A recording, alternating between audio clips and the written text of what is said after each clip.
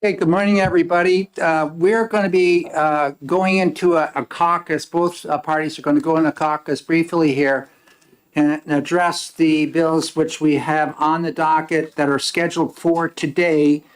If we get through these bills, then we will revert back and take the bills up we didn't accomplish yesterday. The bills which we have here today, just as a notice, there's six of them which are early bills, and we will be taking action on those today. We have to, so we can get those reports put together and get it all submitted by the 15th.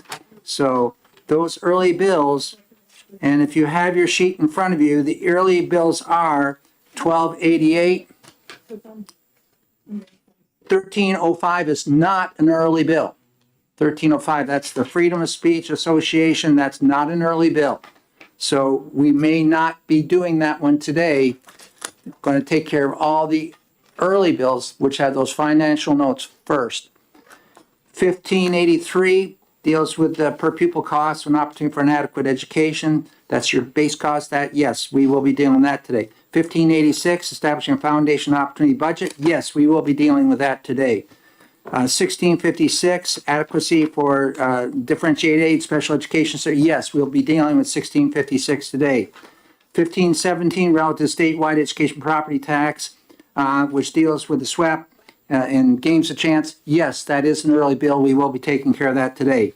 And relative to requiring excess revenues, that, yes, that's also a SWAP bill 1686. We will be dealing with that today and having to take action. So you can see of those bills on the docket right there, all but one are early bills. So with that, we're happy Valentine's Day to everybody. Yeah. I just ordered some flowers for my Valentine. I've known her for 59 years. And yeah. So what we're going to do is we're going to take a break for caucus now, and let's take about, up to a half hour. Let's try not to go much farther than that, longer than that. We're gonna be in the conference room right over here. So we won't run it up and down. Yesterday, we were looking for these guys. They're right there. We're up and down the hallway, looking upstairs, everywhere. We came out several times looking for you guys too. So, yeah.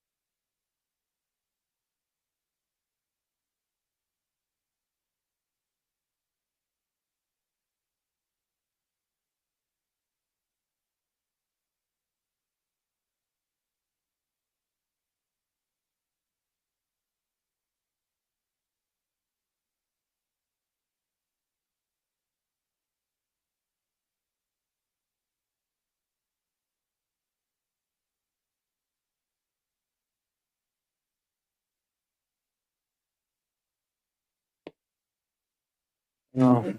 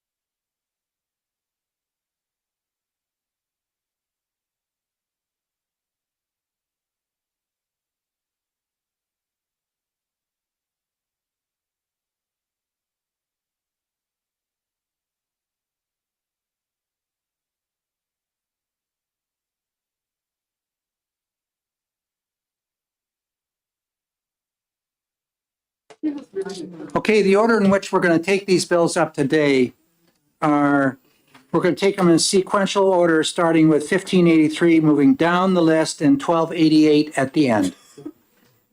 We are not going to be discussing 1305 today. So the first bill that we'll be executing is HB 1583. This is relative to the per pupil cost of an opportunity for an adequate education. I'm going to hand the gavel over to Representative Cordelli. Thank you, Mr. Chairman.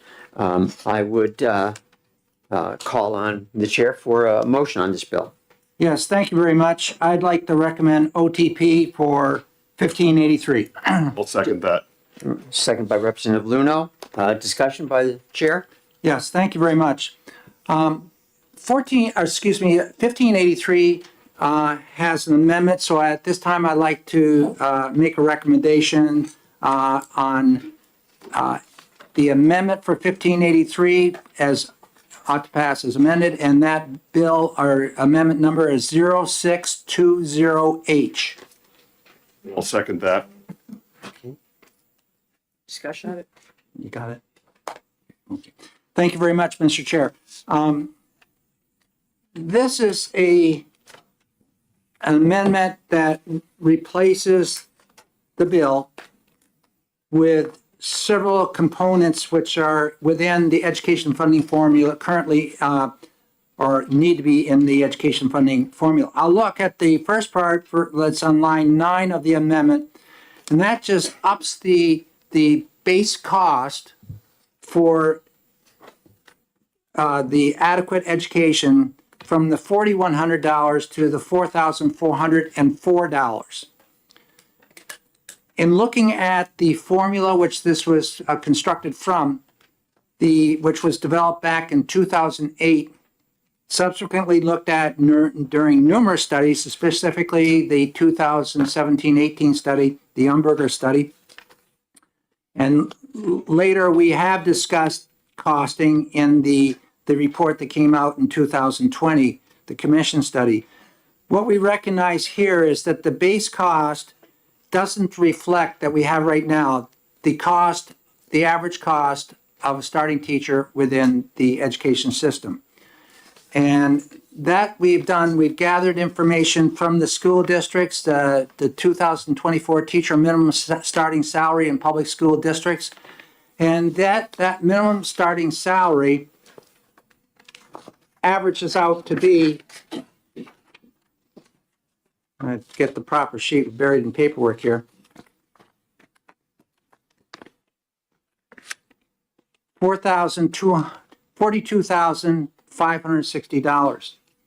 So that's what we started out with, that base cost, but also we've added in the 30% for benefit package and the 20% as has been in the previous for special teachers.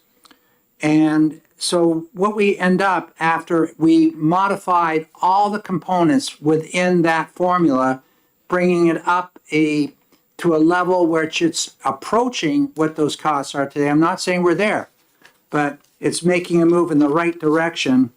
The universal cost would be $4,404. And what we've done is we've taken grade 3 and changed that to be linked up with the pupil teacher ratio that's established for grades K through 2, which is 25-1. Previously, the pupil teacher ratio for grade 3 was 30-1, grades 3 through 12. So grade 3 has been joined in with the K through 3, and the intermediate grades and the middle school grades are unchanged. So that's the change there for that portion of the bill. There are other portions of the bill dealing with fiscal capacity support, which we have taken that concept of needing fiscal capacity disparity aid from the 2008 study, and we've also took it out of the recommendations that came out of the House with HB2 this previous year, and put that back in, seeing that we don't want to touch just the left-hand side of the column. We want to touch the right-hand side too, which provides support to the communities which need that support to provide the opportunity for an adequate education. It also has relief aid grant as well within that, and we're not touching the hold harmless. So that is basically an overview, a high-level overview of this amendment. And I would hope that we would pass this amendment and move it on to the proper committees where further discussion can be had either through finance or in some of these other bills, Ways and Means. Thank you very much. Thank you. Representative Ludo?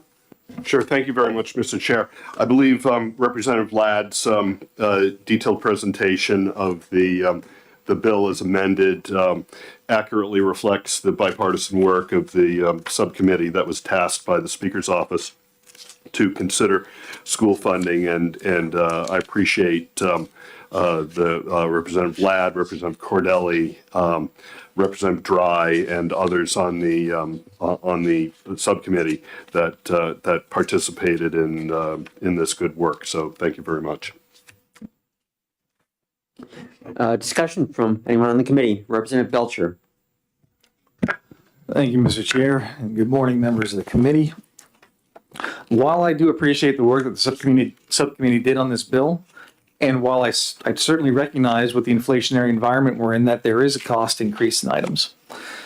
That said, I can't help but look at spending overall, that New Hampshire is not anywhere near the bottom end of spending on education in this country, and that if you compare spending in this country to other Western nations, we seem to spend an awful lot more on things. Now, I can't help but notice that our jobs that we have in education, the rate at which administrative positions have expanded compared to teaching positions is major cause for concern for me. And I think a lot of that has to do with the fact that we have an awful lot of jobs and other things that we do solely because they have become federal requirements for us to do these things.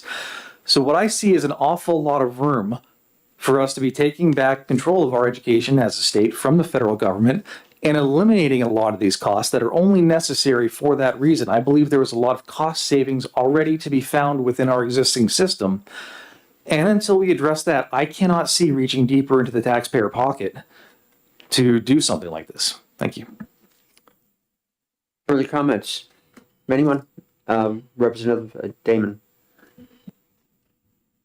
I would like to say that I appreciate the efforts of the committee / task force in this really difficult project.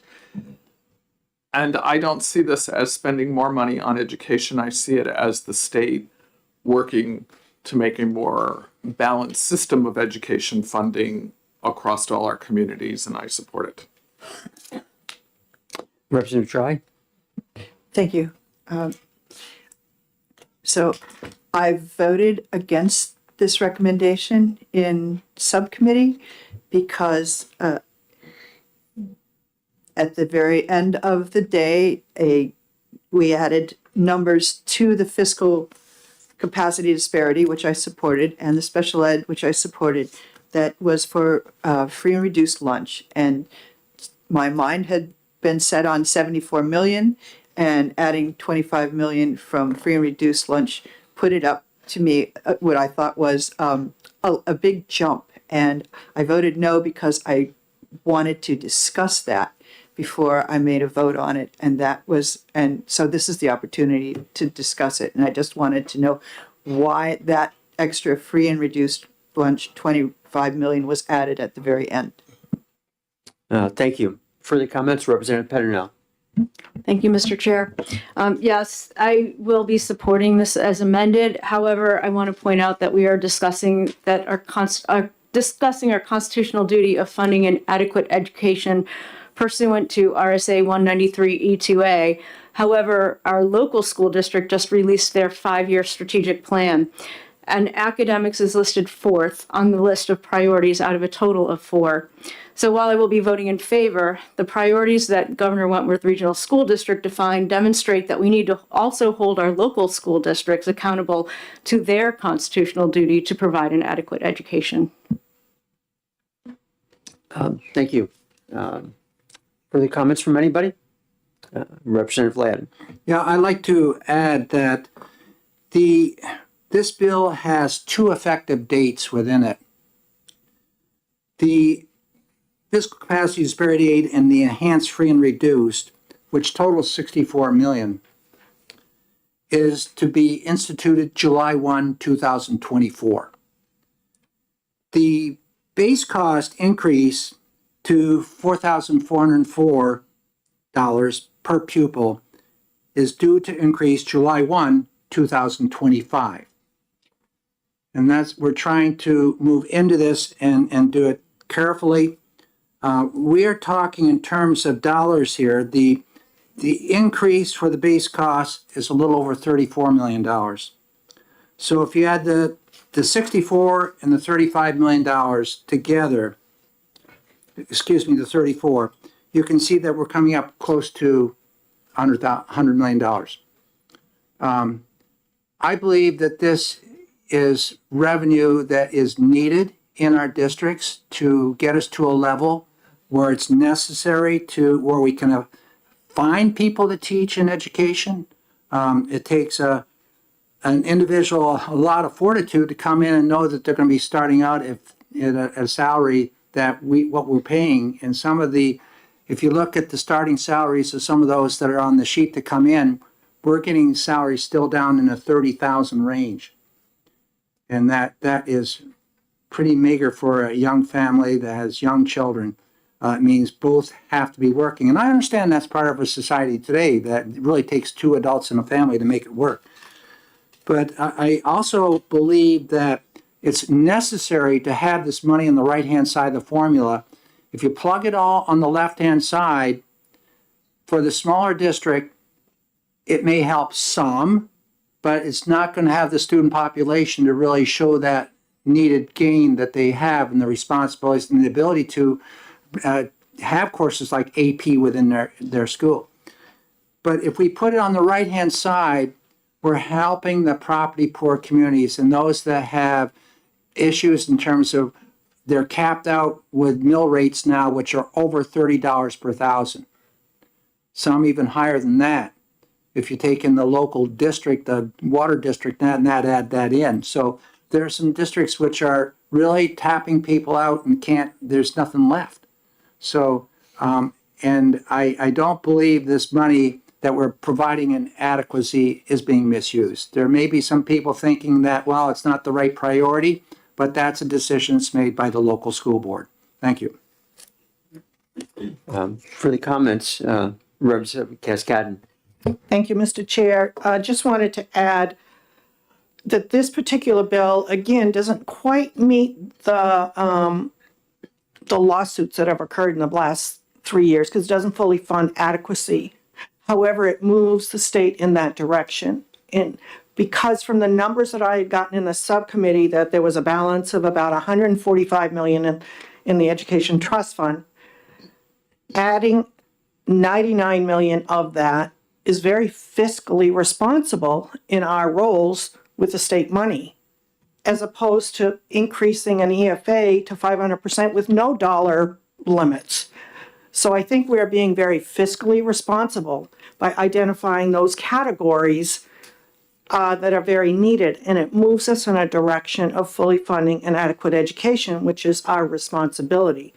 So I absolutely will support this, and I think it was very well played out, so to speak. I mean, into 2020, all of the data to support some of this work occurred during the School Funding Commission. So we know sort of our communities, we know the populations in our communities, we know our kids, we know how they perform, we know what equalized valuation of properties are. And we could not be more fiscally responsible in funding public education in New Hampshire than moving this bill forward. So I absolutely would support it. I mean, I've been fighting this fight since 2015, almost 10 years. And other people have been fighting it for 30 years. It really makes sense. Thank you. Representative Luna? Thank you very much, Mr. Chair. And I know Representative Ladd had worked to craft this the language here in the amendment, and I wanted to make sure that that one of the intents behind the amendment didn't accidentally drop out. And I think there was an intention that on page 2 of the amendment, on lines 29 and 30, you can see how the determination of the total education grant includes the two new components we talked about, the additional the free and reduced the additional free and reduced price lunch grant, and the fiscal capacity disparity grant. So those are on lines 29 and 30, and those additional grants are not supposed to eat into any hold harmless that might be in place. The hold harmless was put in place in the last budget as a result of the elimination of the stabilization, the creation of the extraordinary needs grant, and those two over time work against each other. Extraordinary needs increases and the hold harmless decreases. The two grants we just talked about, the enhanced free and reduced lunch and the fiscal capacity disparity, are not supposed to decrease the hold harmless. But I'm concerned that that in section 5, Roman 2, that on lines 34 and 35, it could be interpreted that that those two additional grants would eat into a hold harmless grant. I'm just I believe our collective intent was for it not to eat into the hold harmless. Yeah, and if I may, Yeah. the page 3 with the 2A does speak to hold harmless grant, and you're correct. We did not want to eat into that area of it. So the intent. Thank you very much. Thank you. It's there in the bill. Thank you very much. You're welcome. Further discussion? Yes, Representative Lakis. I just wanted to pass on one piece of information. When we're looking at what is in the education, why does this always happen? I think I get the Education Trust Fund. That doesn't show up every year. It's taken like 4 years or more than that to get to that balance. And if we spend that balance in 1 year, we don't have a means of making it up. And Ways and Means was very concerned about that because they said we get 30 something, I forget exactly the amount, but it was less than 40 per year. And we're talking about spending it all in 1 year. And they were like, how are we, we don't have that money coming in. How are we supposed to do that when you're talking about an ongoing expense every year? How are we going to pay that expense when we don't actually have that money coming into the Education Trust Fund every year? Thank you. I do believe, I might be mistaken, someone can correct me if I am, but I think I have heard that based on current revenue, that there is projected to be an even higher surplus at the end of the next year in the Education Trust Fund. That is correct. Any further discussion? Follow up, Representative Lakis. But is that because each year we add some to what we have now? Or is that because we are going to be getting enough to completely cover all of this? That's the question. I mean, even if we are just getting our 30 or 40 each year, that will give us a bigger excess, but it won't give us an ongoing supply. So that's my question. Right. We don't exhaust, or hopefully don't exhaust the Education Trust Fund. And so you're right, it's only new revenues coming in, but it's built on the base that we have from the previous year in the Education Trust Fund. Representative Ladd. And just as a follow-up, because we've got into the Education Trust Fund, it's important that we do not drain the Education Trust Fund. We have so many issues associated with education. My fear is if we drain that fund, the money's going to go off in the other side of the coin, and who knows how that's going to be spent. So I think we're premature in even thinking at this time that we should be moving these monies out of this fund where I see in my report right here, projected estimated fiscal year 2025, where there'd be $222 million in that fund. I think it's wise that we keep it there and use it appropriately for education expenses. I would just comment following on a few and touching on Representative Petronell's comments about our local school district. I think that, funding is one aspect of it, but leadership is another, because without the proper leadership, you're not going to get the results in the school that you want, the culture, the academics, everything else.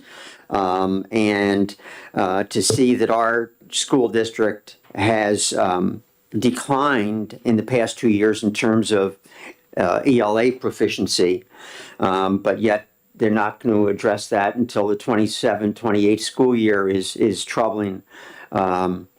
So I think that we can't look just at funding in order to improve education in New Hampshire, but there are many other factors as has been touched on. Any further comments? Madam Clerk, I think it's, you're on. For the amendment, correct. Vice Chairman Cordelli, Yes. Representative Lekis, Yes. Representative Mooney, Yes. Representative Belcher, No. Representative Dry, Yes. Representative McDonald, Yes. Representative Noble, No. Representative Petronell, Yes. Representative Cortiello, no. Representative Myler, Yes. Representative Cornell, Yes. Representative Tanner, Yes. Representative Luno, Yes. Representative Heath, Yes. Representative Woodcock, Yep. Representative Hall, Yes. Representative Balboni, Yes. Representative Cascadin, Yes. Representative Damon, Yes. Chairman Ladd, Yes. 17 yeas, 3 nays. Thank you. I looking for a motion from the chair. Yes, thank you. I'd like to move OTPA for 1583. The A would be 0620H. I'll second that. Okay. Discussion, any from the chair? I have no further discussion. Representative Luno, anything? Any discussion from the committee? Seeing none, Madam Clerk? Vice Chairman Cordelli, Yes. Representative Lekis, No. Representative Mooney, Yes. Representative Belcher, No. Representative Dry, Yes. Representative McDonald, Yes. Representative Noble, No. Representative Petronell, Yes. Representative Cortiello, no. Representative Myler, Yes. Representative Cornell, Yes. Representative Tanner, Yes. Representative Luno, Yes. Representative Heath, Yes. Representative Woodcock, Yes. Representative Hall, Yes. Representative Balboni, Yes. Representative Cascadden, Yes. Representative Damon, Yes. Chairman Ladd, Yes. 16 yeas, 4 nays. Okay. Minority report. Yeah. Is there going to be a minority report from anybody?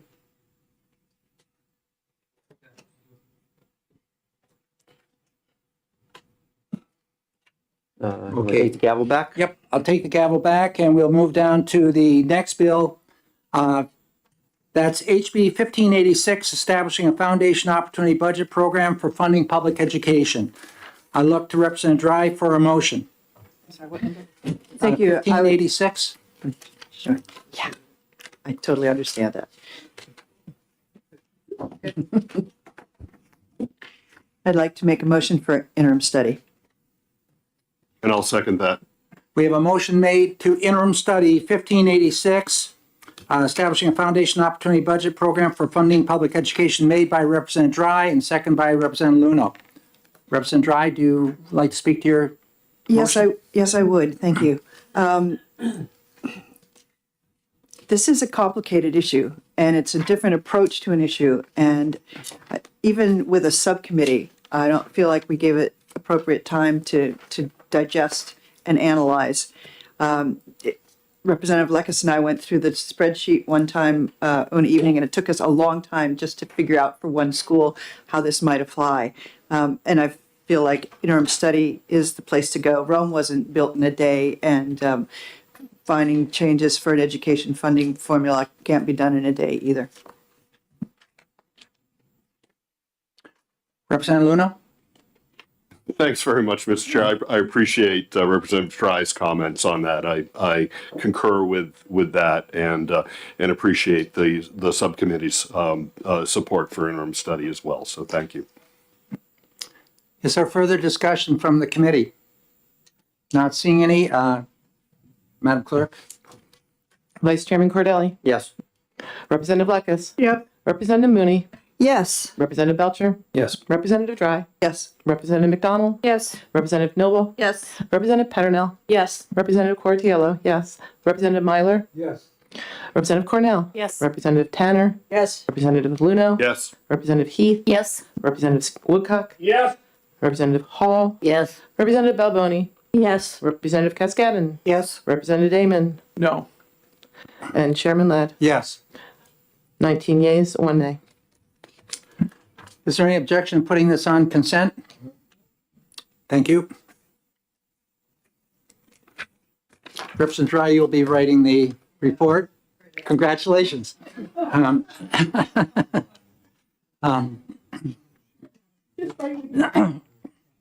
Okay, the next bill on the docket for this morning, moving down the list numerically here, or sequentially, HB 1656, increasing the adequacy grant for pupils receiving special education services. I'd like to pass the gavel off to Representative Cordelli. Thank you, Mr. Chairman, and I would call on the chairman for a motion.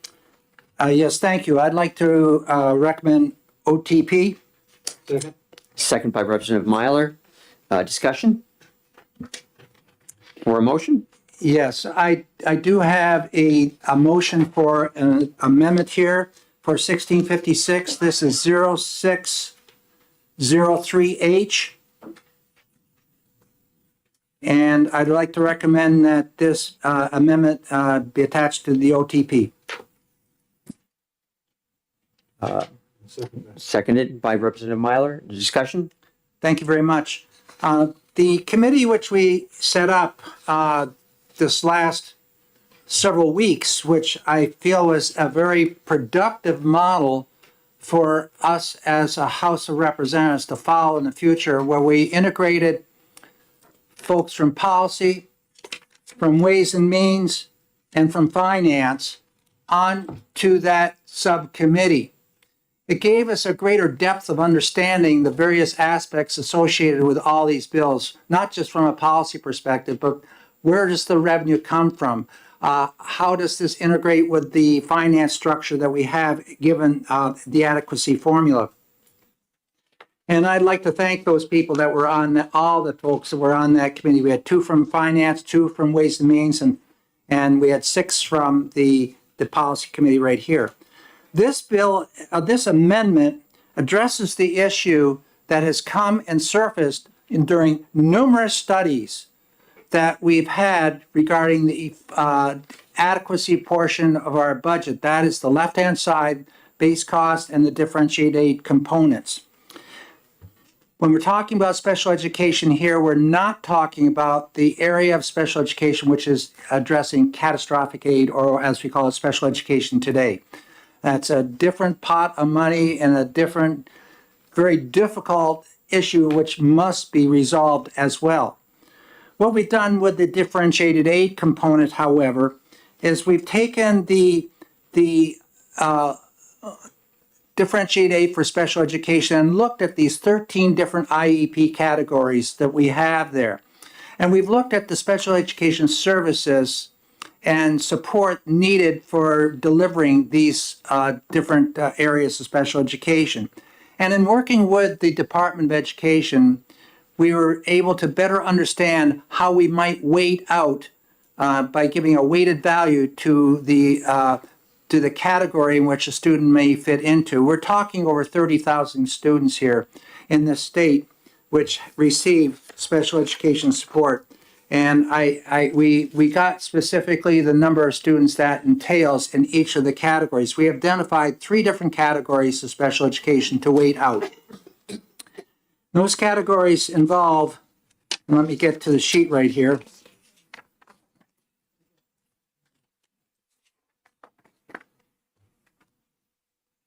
And are based on the amount of time that a student is working with during the day and receiving services directly associated with special education, the differentiated aid.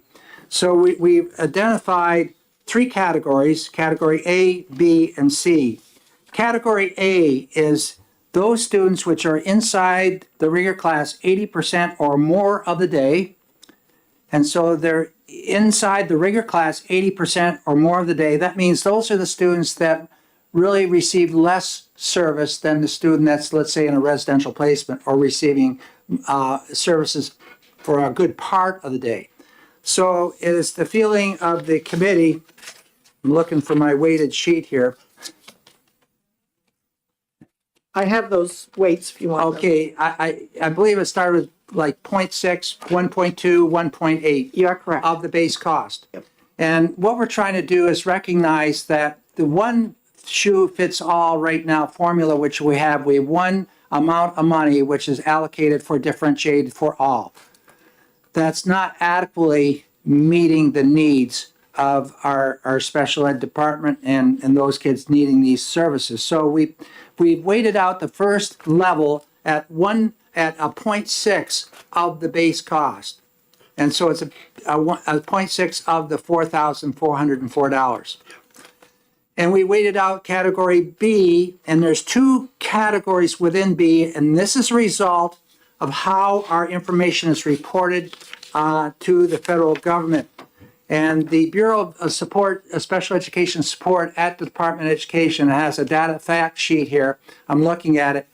It's developed around IDEA, the Individual Disability Education Act, Part B, Indicator 5, and it talks about the education environments, how we approach supporting these students.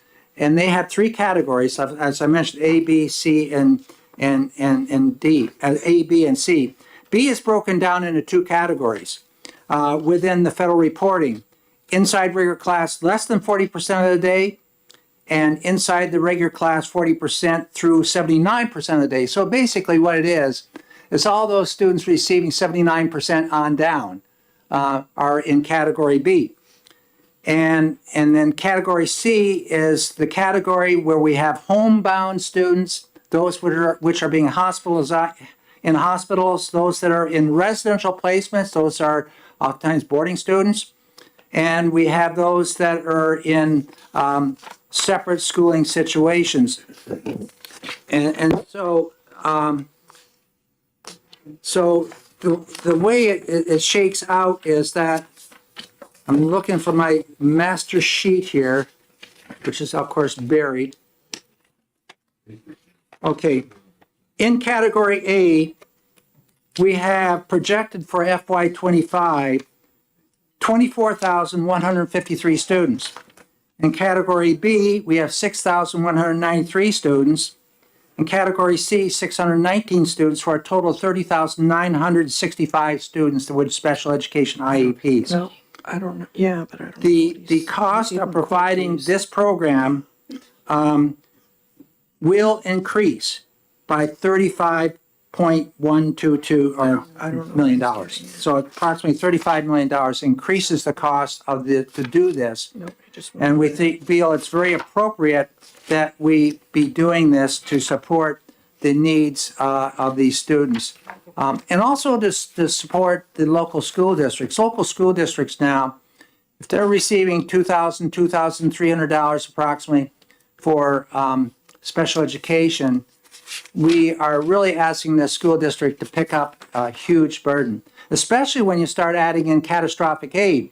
And when the catastrophic aid doesn't get reimbursed or start to be reimbursed until after 3.5 times the cost of educating a student, that means the local district has to cough up $70,000 before they even start to receive catastrophic or special education aid. This is a huge burden, and we have to do something to offset these costs for locals. They're at the point where it's not sustainable.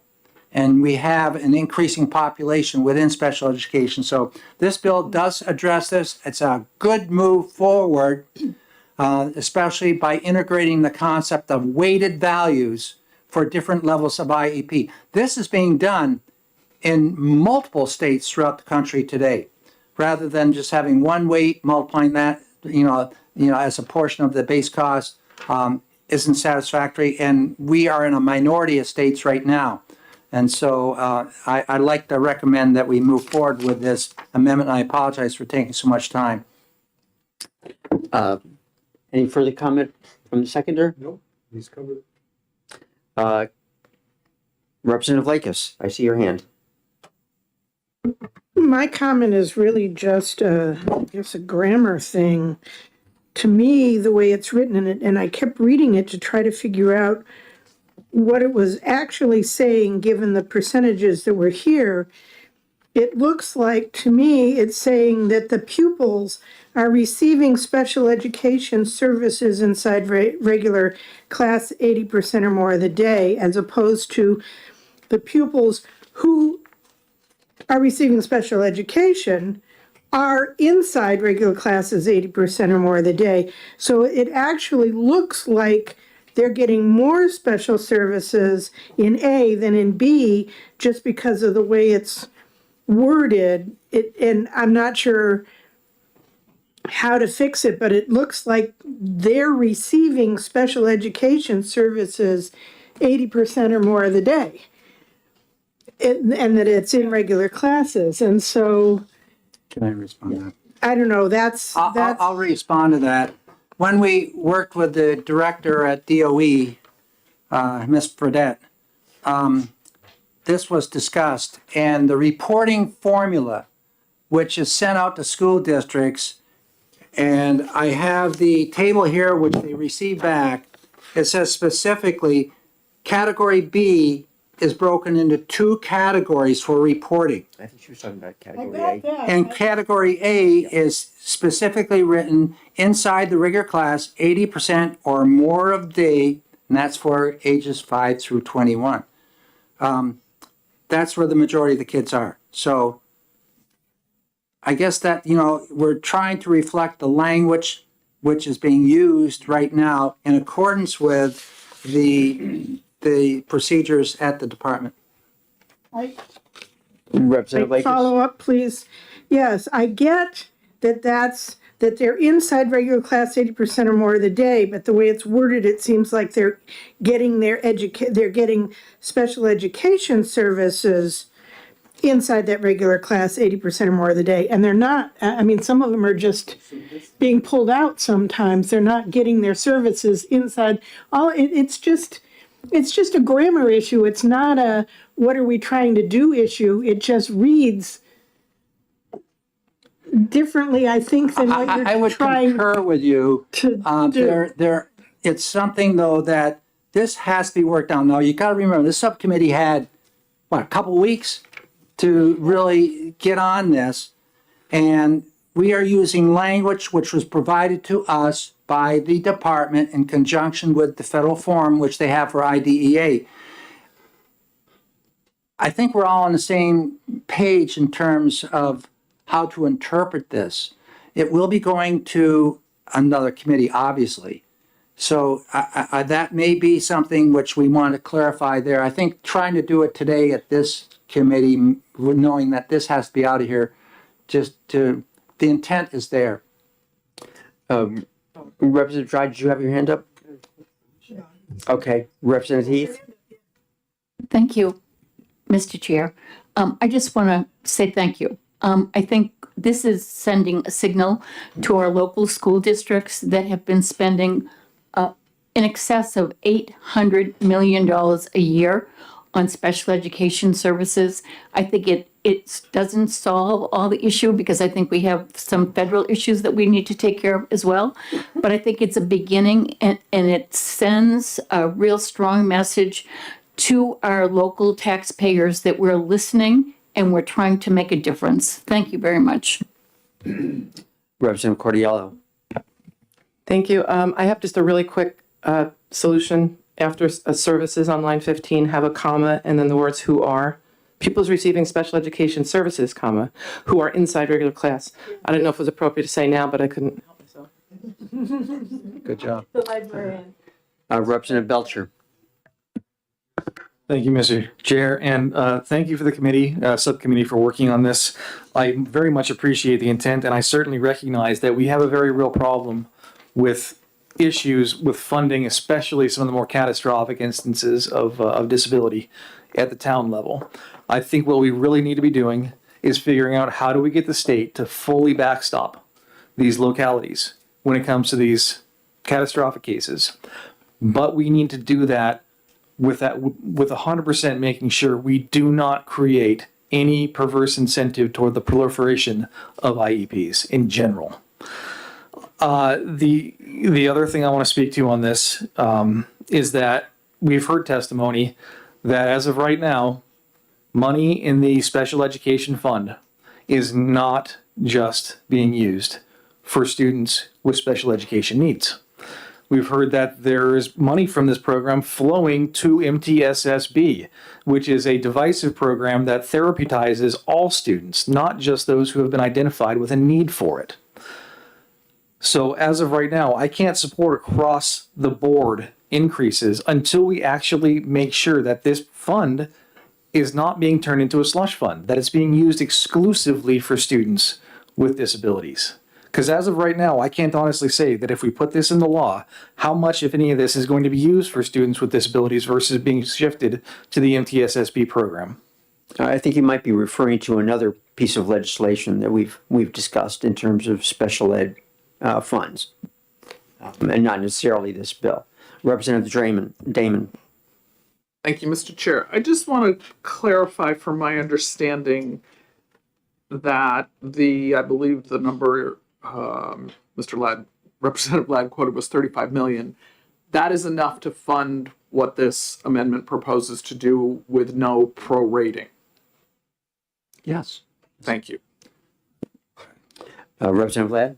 I'd just like to, as a point of clarification, we've had previous cases through Claremont and Londonderry that the money that's allocated for adequacy, that's the left-hand side of the column, base costs and differentiate aid, is not targeted.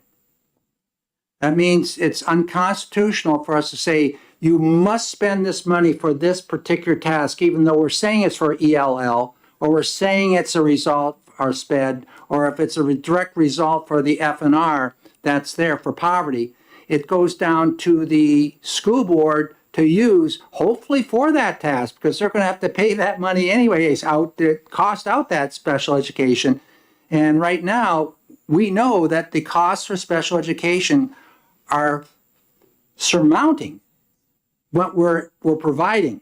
So there's no doubt in my mind this money is being used for special education. Now, catastrophic aid is a whole different issue, and we do have a bill, which we're going to be coming up. It's not an early bill. The representative who's sponsoring that is sitting at the table right now.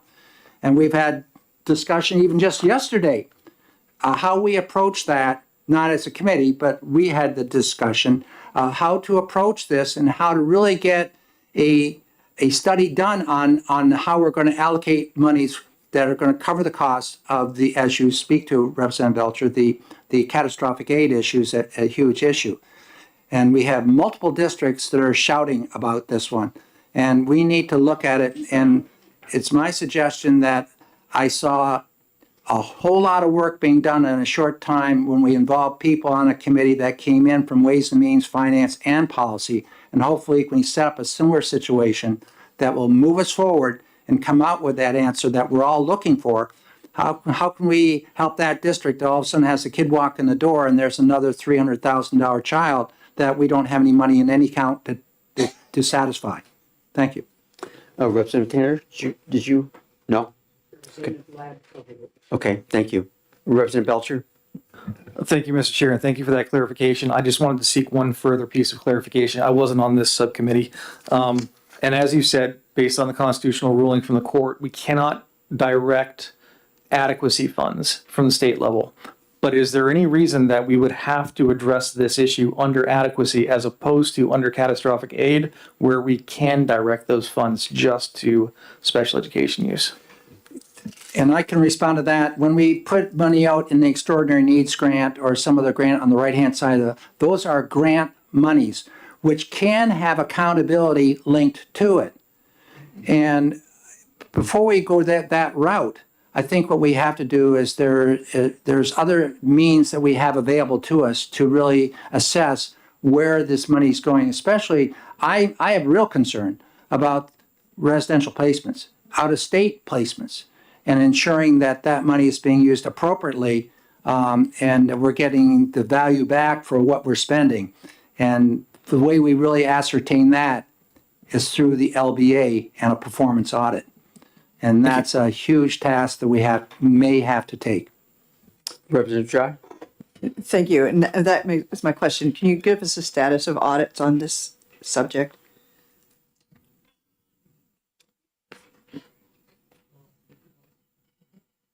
Representative Cascadden?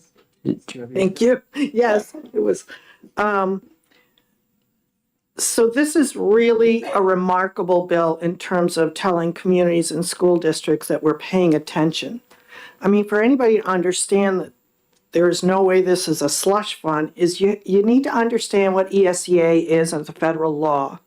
Because there's criteria for students with disabilities. They aren't just somebody who's not feeling good that day or somebody who has an emotional breakdown. That's not necessarily what it is. It's very involved.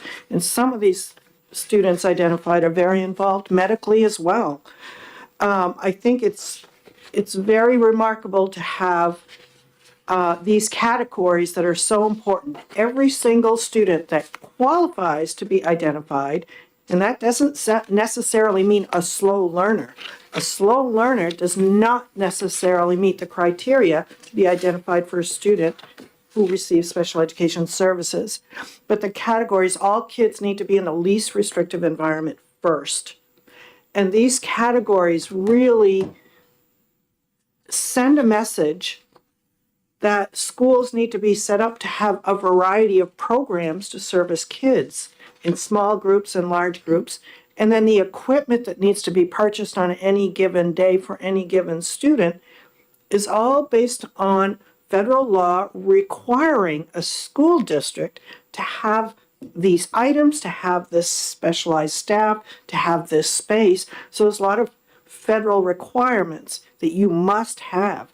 And so the documentation of how these services are delivered cannot happen without parental permission at any level.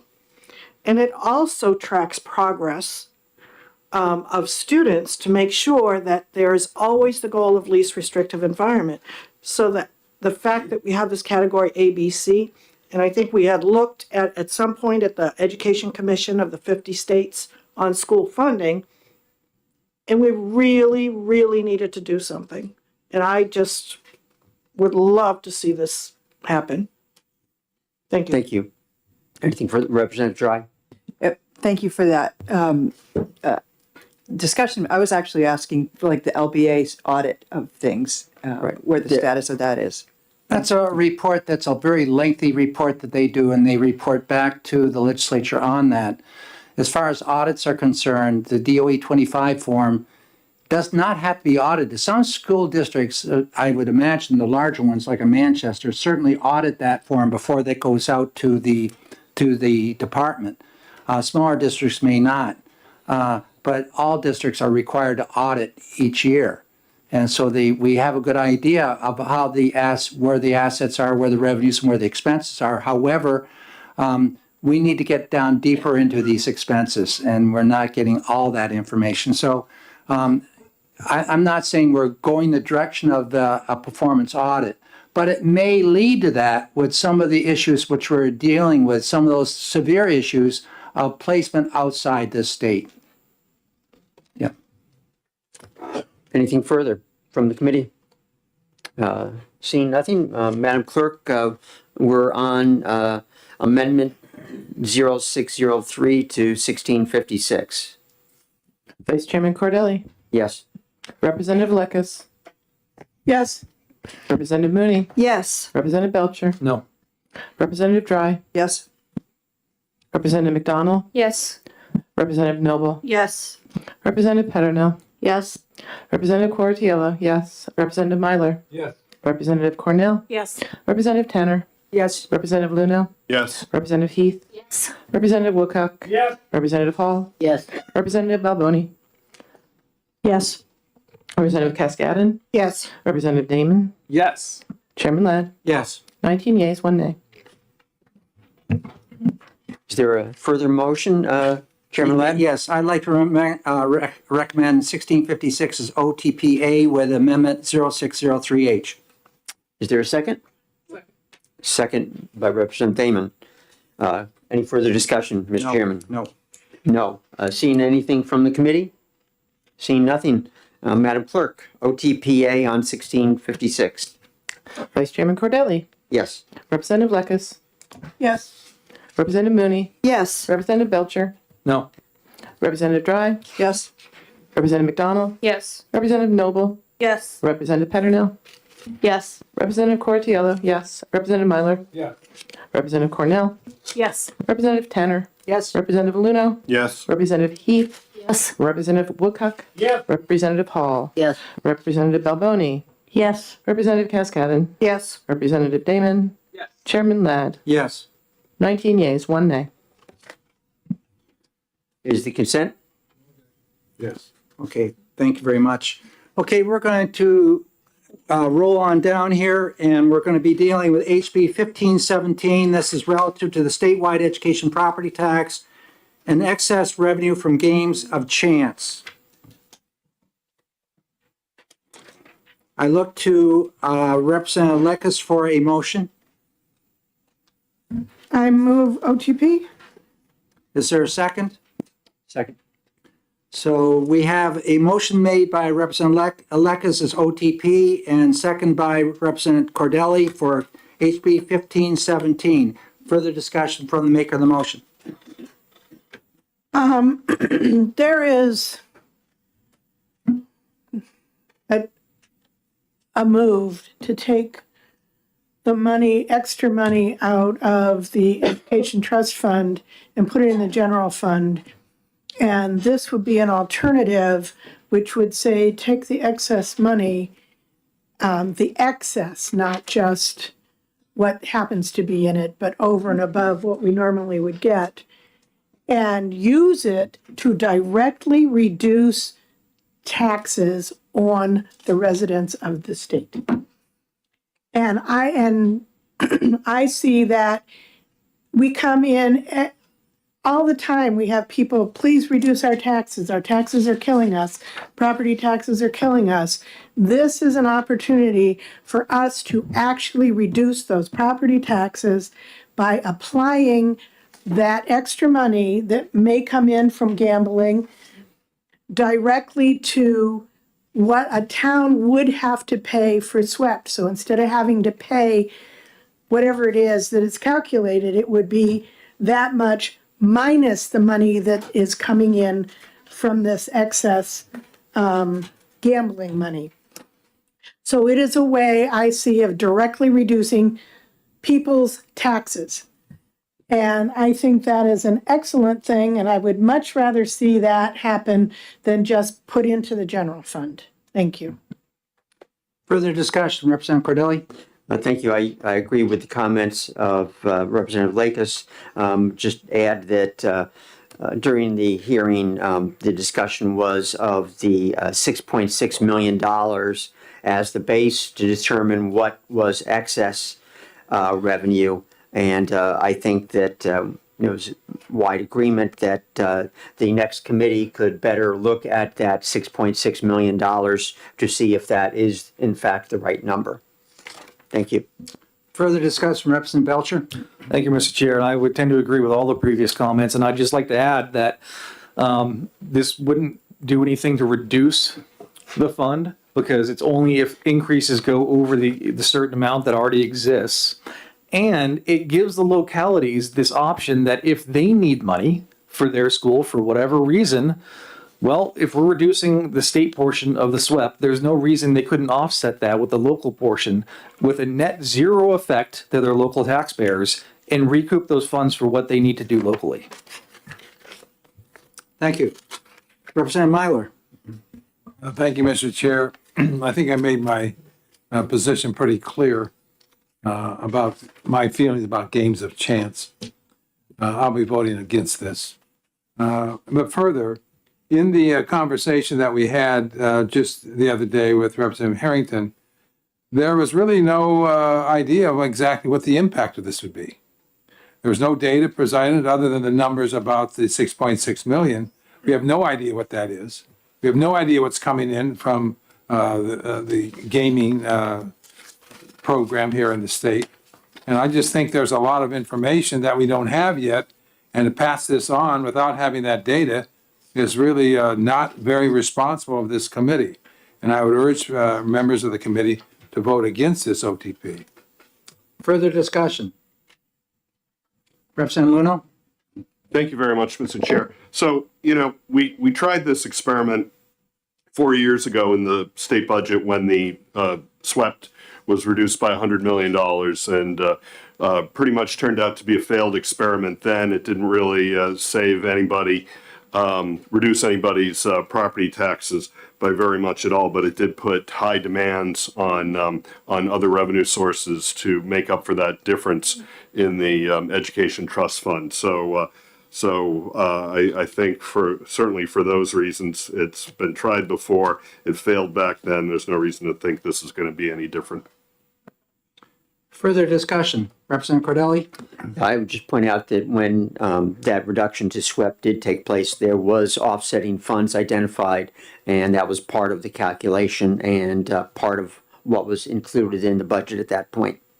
But I would also, if I could, follow up with that to just point out that we did have a testimony from DRA, who's here again today, with some suggestions about how the legislation could be improved, and I think those certainly should be passed on to the next committee.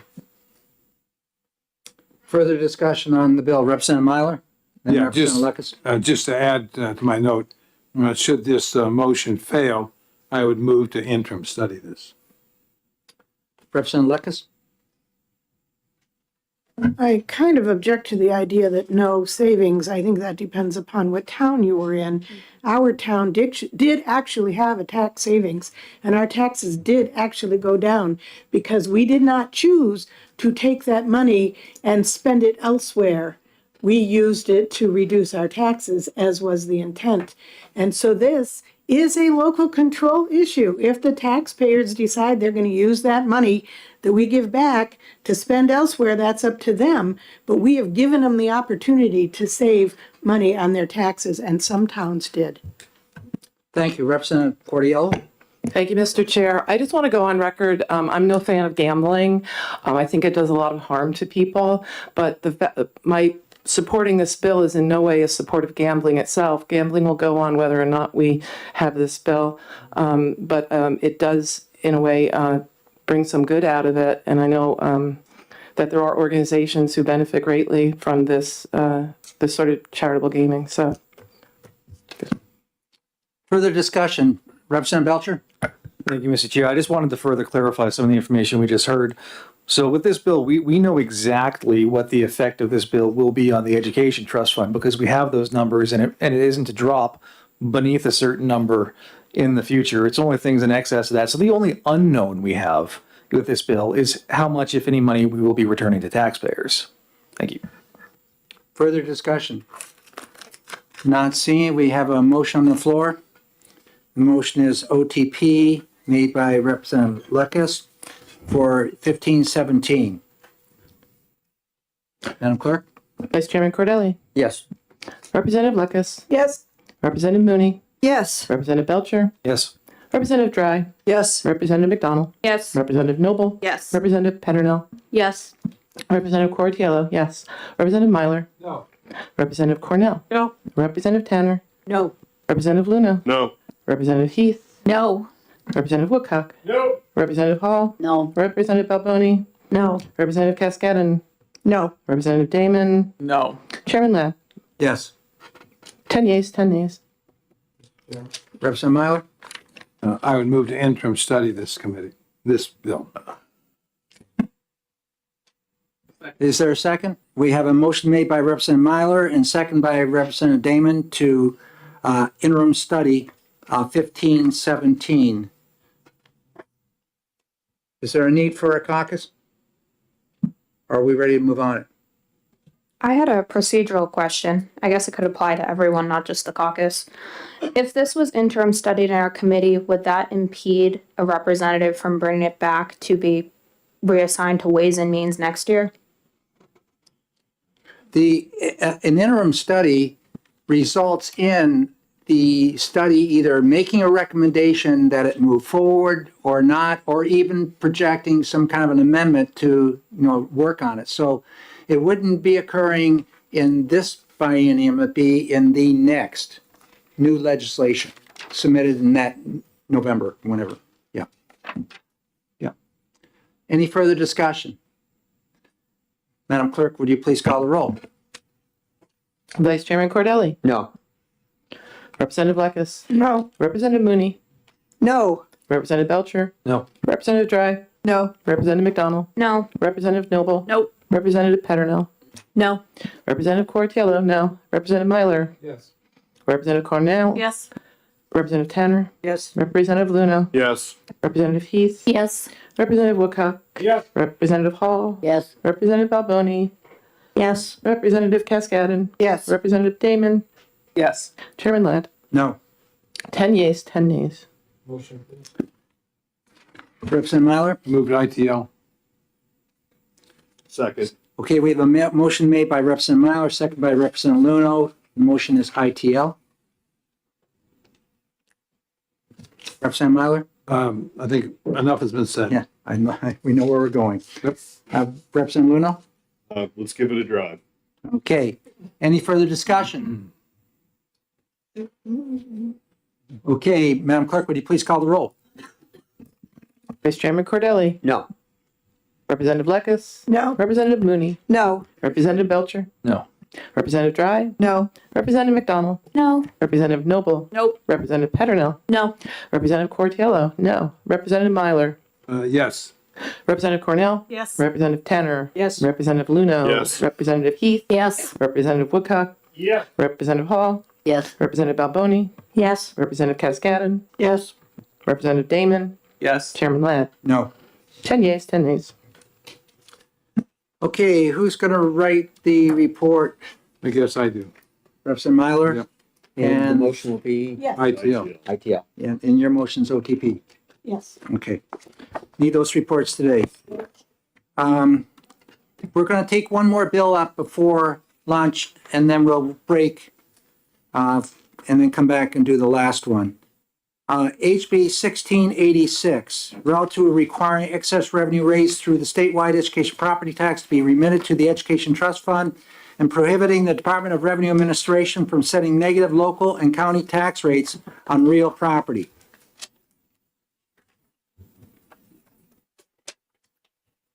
I'm gonna hand it off to you, yeah.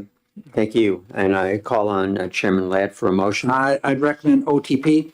And I'll second that. Seconded by Representative Luno. Discussion, Representative Ladd.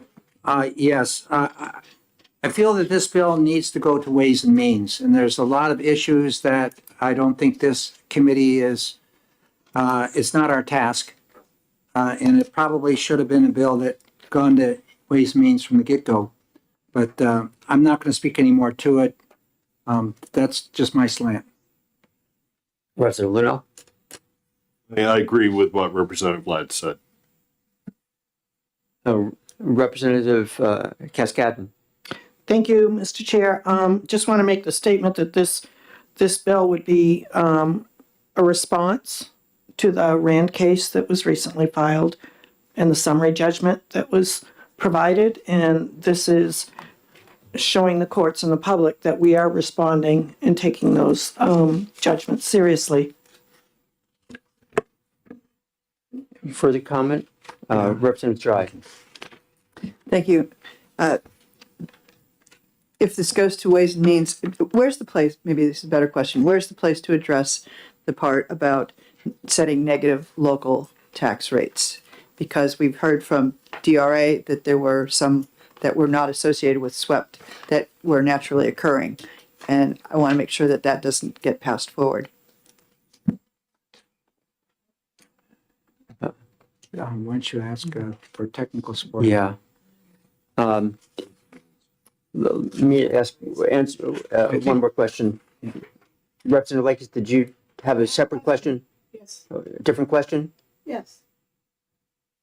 My question was, can we vacate this directly to, no, wait, Not- let me, No, it would not be an early bill because it would not be going to another committee. They would be the committee and therefore they would it have. is an early bill. And we have to get it out of here by the 15th. And there's no, So I if can't vacate it until we have another session, which is after the 15th.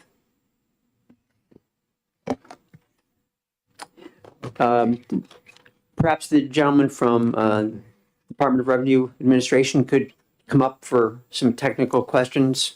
We had one about the negative tax.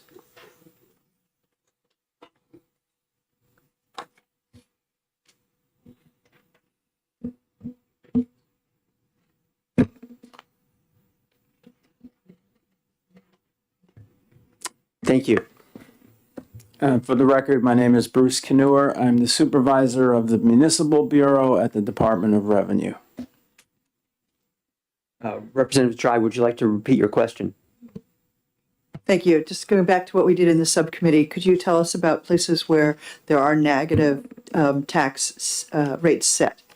Yes. In a certain sort of touch of irony this year, there were two municipalities whose municipal tax rate was determined to be negative because of an excess of revenues in those municipalities. Those two municipalities were the identical municipalities that I found on the oldest existing records I could find.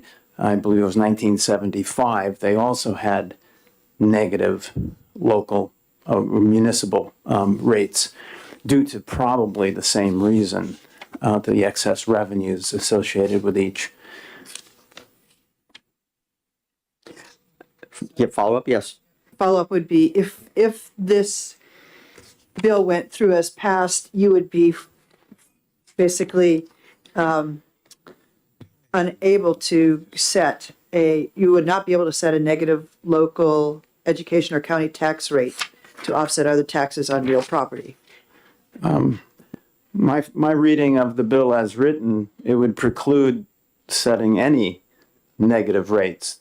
If you consider your property tax bills, we'll call it the municipal, the county, the local school rate, and the state education property tax rate. There would be no negative rates appearing. Yeah, go ahead. Is that a problem? To the Department of Revenue, it doesn't pose a problem, and we would stop the calculation at zero. What that means in practical terms, I look at it from the perspective of an individual property tax bill. As you all know, I suspect you all know, is that you're looking at a total rate, which is the combined sum of those four rates. Well, currently, if one of them is negative, the total is going to be lower. If you stop the calculation of an individual component at zero, perforce the total is going to be higher. I'm a property tax payer myself. That would mean the tax bill I got would require me to turn over more dollars to my municipality. And then the municipality knows what it's supposed to do with the total in terms of getting it into the hands of which political subdivision is supposed to get which part of those dollars. But it would be more dollars. To the Department of Revenue, we understand the difference, but it's mere mathematics as we calculate that total rate and the four normal component rates. Representative Ladd, did you have your hand up? Yeah, I did. Can you just remind me of what the excess SWEP money would be? Is that around $29 million? Chairman Ladd, I believe you're in the neighborhood of, since we do not track that, we have no need to currently. I don't keep that number on the top of my head. But I think that's what it is. I believe you're correct. Yeah. That's Anything further from Department of Revenue Administration? Seeing nothing, thank you very much for providing that information. You're quite welcome. Further discussion? Yes, Representative.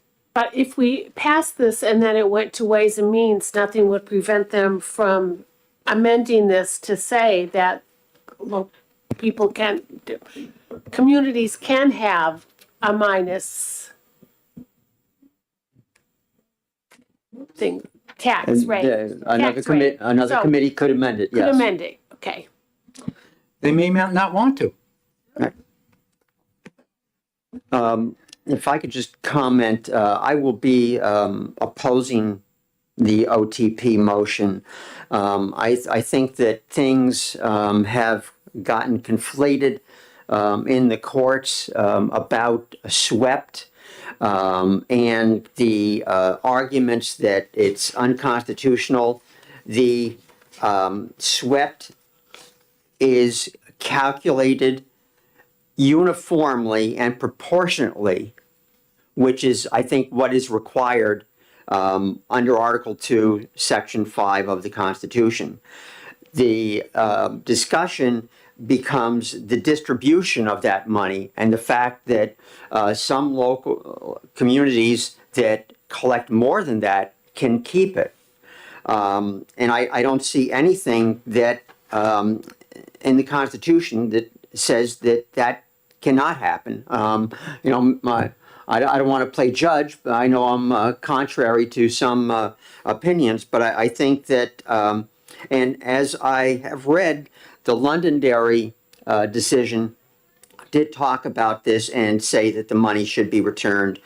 But on appeal, the Supreme Court never endorsed that view in the Londonderry decision. So I cannot support this legislation, And I think there might be others on the committee who feel the same way. And I know the state is actively involved in the Rand case, as was discussed. So I don't know that when we'll have a decision by the Supreme Court, but I cannot support this legislation because I disagree with the concept of excess swept being returned to the state. Any other comments from anybody? Representative Myler. Thank you. Notwithstanding the chair's comments, it is a state tax. It's not a local tax. Anything further? Representative Petronel? Representing two towns who collect significant amounts of the statewide education property tax, I will not be supporting this, partly because, for two reasons. One is because I'm concerned about the surrounding towns that are, we have a 6-town cooperative district, and I'm concerned about the other 4 towns who do not collect excess swept and how this would impact their educational opportunities when we take that money away from them. My other concern is that when I look at our property taxes, it's listed as municipal, local, state, and county. And very few people know that we have this statewide property tax and have no idea what excess swept means. So when we're going to have to go back to the towns and explain that 2 taxes on their tax bill are actually school taxes. And I'm noticing that people are not aware of that, and I'm concerned about the impact and the explanation that goes along with that. If I could ask the member a question. So for those other towns in our district, you're saying the swept excess from the 2 towns goes to the education of all the kids, including those other towns that do not have excess swept. Is that correct? Yes, that's what I'm saying. Anything further from the committee? Yep. Representative Ladd. I'd like to ask then, Molten Borough has an excess of $5.1 million. Where does that money go? I don't represent Molten Borough, so I can't answer that question. I understand yours is a little over $3 million. Right. 1.7 for Wolfboro, and Tufton Borough is 1.39, it's called 1.4? Yeah. Yep. Anything further, Representative Dry? Yeah, I don't want to keep on the same subject, but I would like to go on the record as saying I don't want to hold up anything because of a negative tax rate, but I would ask the next committee that does it on behalf of those people who might be losing money when it stops at 0 to examine this further. Did I see any other hands? Oh, Representative Cascadden. Thank you. Just wanted to add my 2 cents, of course. New Hampshire has a history of having rich towns, poor towns, not by anybody's fault. We don't have a lake. Some people have a lake. And what this bill does is move that needle so that we are serving all kids equitably versus continuing to have rich towns and poor towns. Because the people that live in those towns, not their fault, they have more property. I mean, I have 2 prisons. They don't pay taxes. Not my fault. But we don't have the opportunity to raise the revenue that the rich towns have. So you're always going to have rich towns, poor towns. And we saw a lot of studies and data that kids from disadvantaged communities perform lower on test scores. And it's a fact. So we have to think about that. Do you always want New Hampshire to have rich towns and poor towns in terms of how education is delivered and funded? And that's a choice we have to make. Representative Petronel. Thank you. Representative Cascadden, would you believe that my school district has an approximately 30% free and reduced lunch rate? Representative Cascadden. Just to compare, 60%. Representative Lakis. I am not sure that the proper term is rich towns and poor towns. Because just because you have a lake, and if you sold that property, you would be able to sell it for a bunch. It doesn't mean that you have money. It just means that at that time, if you ever sell your home, but you may not, that's your home.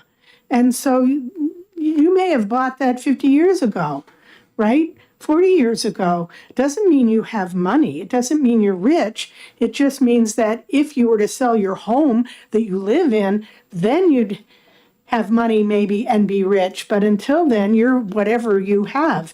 And so whatever your property is valued at doesn't make you rich or poor. Just for the record, I don't live on the lake. With my salary here, I hear from my wife that we are not rich. Further comments?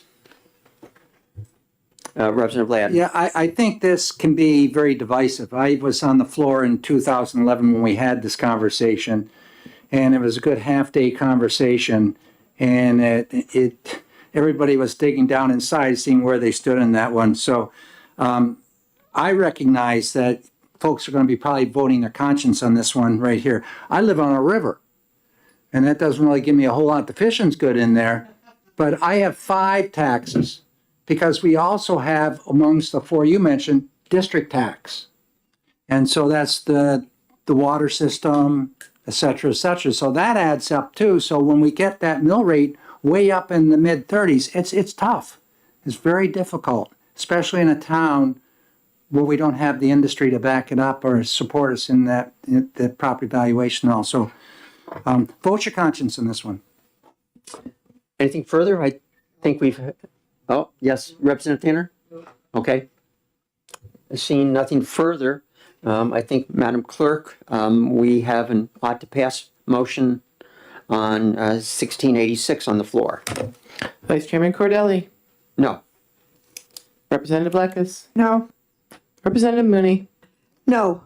Representative Belcher, No. Representative Dry, Yes. Representative McDonald, No.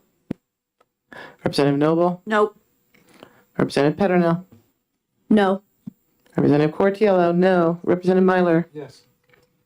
Representative Cornell, Yes. Representative Tanner, No. Representative Luno, Yes. Representative Heath, Yes. Representative Woodcock, Yes. Representative Hall, Yes. Representative Balboni, No. Representative Cascadden, Yes. Representative Damon, Yes. Chairman Ladd, Yes. 10 yeas, 10 nays. But a little different.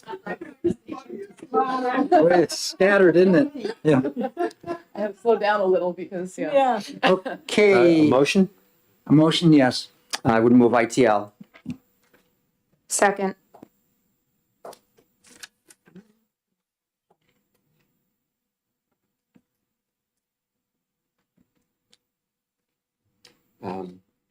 I guess hand the gavel back over to you at this point with a new motion? Yeah. Who was the second on that? So Representative McDonald seconds the motion made by Representative Cordelli. Further discussion from the committee. The motion is ITL. Madam Clerk? Vice Chairman Cordelli, Yes. Representative Blackus, Yes. Representative Mooney, Yes. Representative Belcher, Yes. Representative Dry, No. Representative McDonald, Yes. Representative Noble, Yes. Representative Petronell, Yes. Representative Cortiello, yes. Representative Myler, No. Representative Cornell, No. Representative Tanner, No.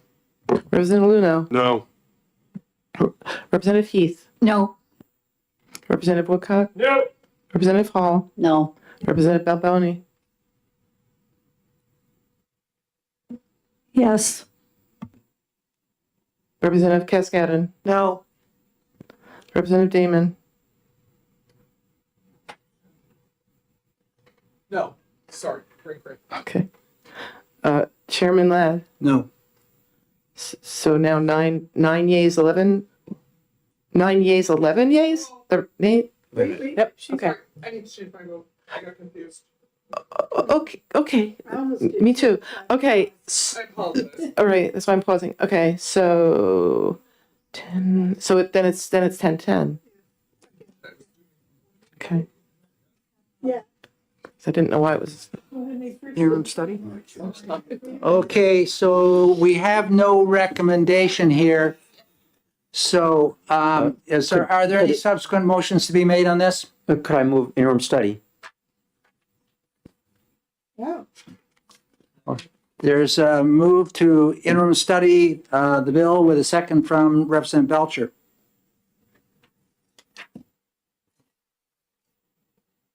Further discussion? Well, which one, Representative Luno? Yeah, thanks very much. I'm not going to support the interim study. I think this bill needs to move to Ways and Means and have all of its structural aspect, tax structure aspects of it considered.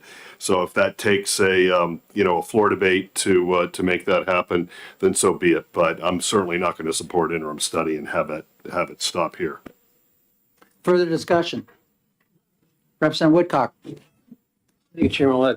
Just to be clear, the intent of the bill we first started was to receive the bill, pass the bill, let Ways and Means correct the bill if there are errors in there, and review the tax structure. That was the intent.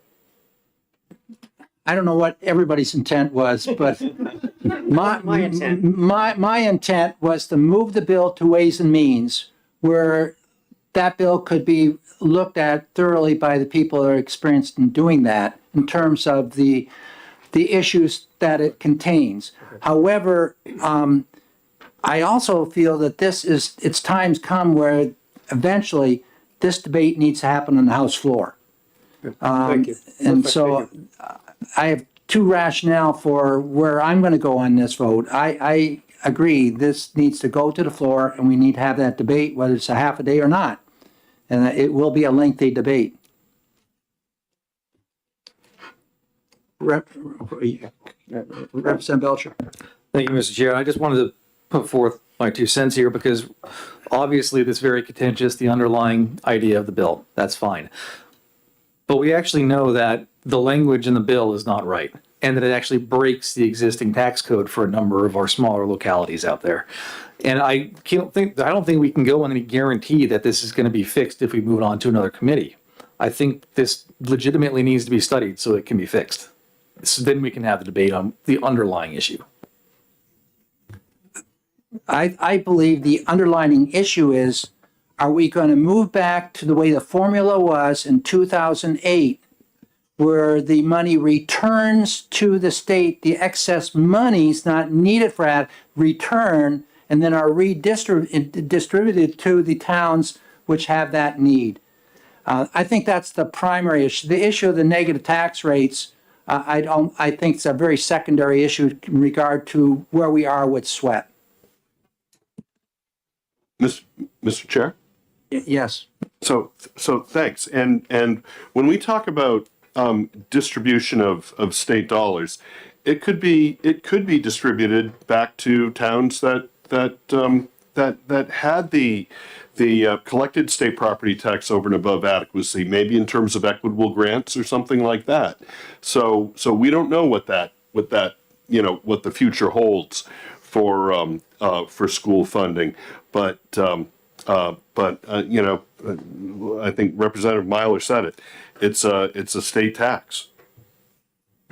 Representative Cascadden. Just a procedural question. So if we wanted this bill to go to Ways and Means Committee, would we have had to approve the OTP? Yeah. And that's the only way we can move it to Ways and Means? Well, if you're going to have, it has to pass on the floor. If it's going to have to come out with an OTP on the floor. Okay. Right now, it's going in with no recommendation, Right. so we'll have that no recommendation debate. On the floor. Yes, on the Okay. floor. So if we had voted OTP with the thought of it moving to committee, would that have prevented the floor debate? No. Not necessarily. No. Okay. No. Thanks. And the floor debate on the House is going to involve many more people engaging in this debate. And for example, you're going to have the crew from Portsmouth very involved. Yeah. So we have a motion of interim study in front of us. Any more discussion on the interim study? Madam Clerk? Vice Chairman Cordelli. Yes. Representative Lekis. Yes. Representative Mooney. Yes. Representative Belcher. Yes. Representative Dry. No. Representative McDonald. No. Representative Noble. No. Representative Petronell. Yes. Representative Cortiello. No. Representative Myler. No. Representative Cornell. No. Representative Tanner. No. Representative Luna. No. Representative Heath. No. Representative Woodcock. Yep. Representative Hall. No. Representative Balboni. No. Representative Cascadden. No. Representative Damon. No. Chairman Ladd. No. 5 yeas, 15 nays. So we end up with no recommendation. And that's where we be. So I guess who's going to be doing the, and I'll do the, yeah, the chair and the vice chair fighting each other out on the floor. That doesn't look good. I was gonna say, you don't want to do that. No, no, no. So I'll probably pass it off to somebody else. But at any rate, that's where we are. So we'll have two reports. Now, we have one other bill. We can either do it now or wait and do it after lunch and I'm looking at the bills which we did yesterday. And most of them we were holding for further information. I think all of them that remain, we're looking for more information. So what we'd have then today is simply 1288, and I don't think I'm prepared to take up 1305 at this time, the freedom of speech and association. That's not an early bill. So did we do all our early bills? No? No, we have not. We have 1288 Yeah. left. And what the question is, the only one? that's the only remaining bill. Okay. That's early. That we haven't we can do it now, or we can take a break and come back at 1 o'clock and do it. I'm more inclined to want to take a break here, unless others are just screaming to get out of here. Okay, let's take a break and be back here at 1 o'clock. You don't have what? We were asked to go Jason during our lunch break. Okay, so that's good reason for doing what we're doing.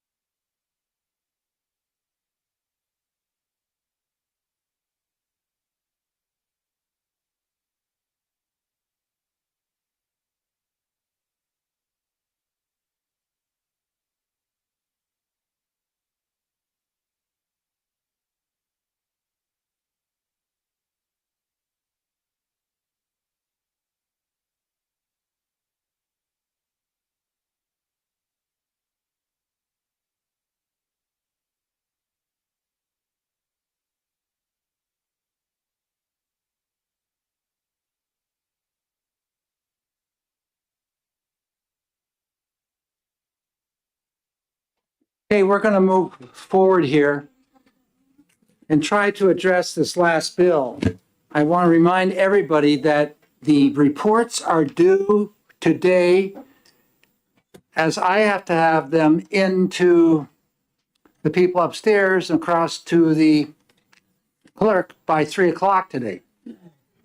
So there's no time to spare. So if you're in line to write a report, it's got to be done and gotten to me as immediately. Okay. And that includes anybody that's not done a report from yesterday's business. I do have a checklist for those that I've not received something, but I need to have that done. So we got to get that into the calendar as well. Owe you anything before today? We'll look it up. If you haven't gotten it to me, I will let you know. Okay, good, because I think I'm correct, but I don't. I think you are, but I'll let you know. I'll look at the sheets right here.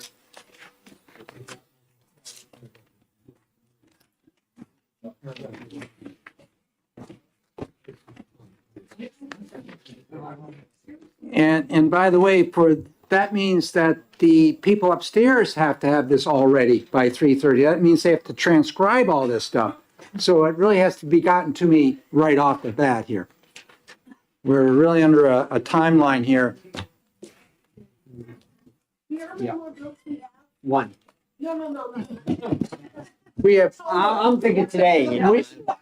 we have 10 bills we have not heard to date, and we have a number of bills we have to exec still. But we're going to be meeting next week, of course. That's the President's Day's off, the 19th. We'll meet the 20th, the 21st, and that's it. Do we have start time? It's still being created. We're not meeting. Is there, We're not meeting. I've nothing scheduled for that time. And You won't be executing anything tomorrow, right? No. we're hearing tomorrow morning. Yep. Yep. We are hearing. Yeah, oh yeah, that's in the calendar. 3 bills. Trying to knock these bills on. Pardon?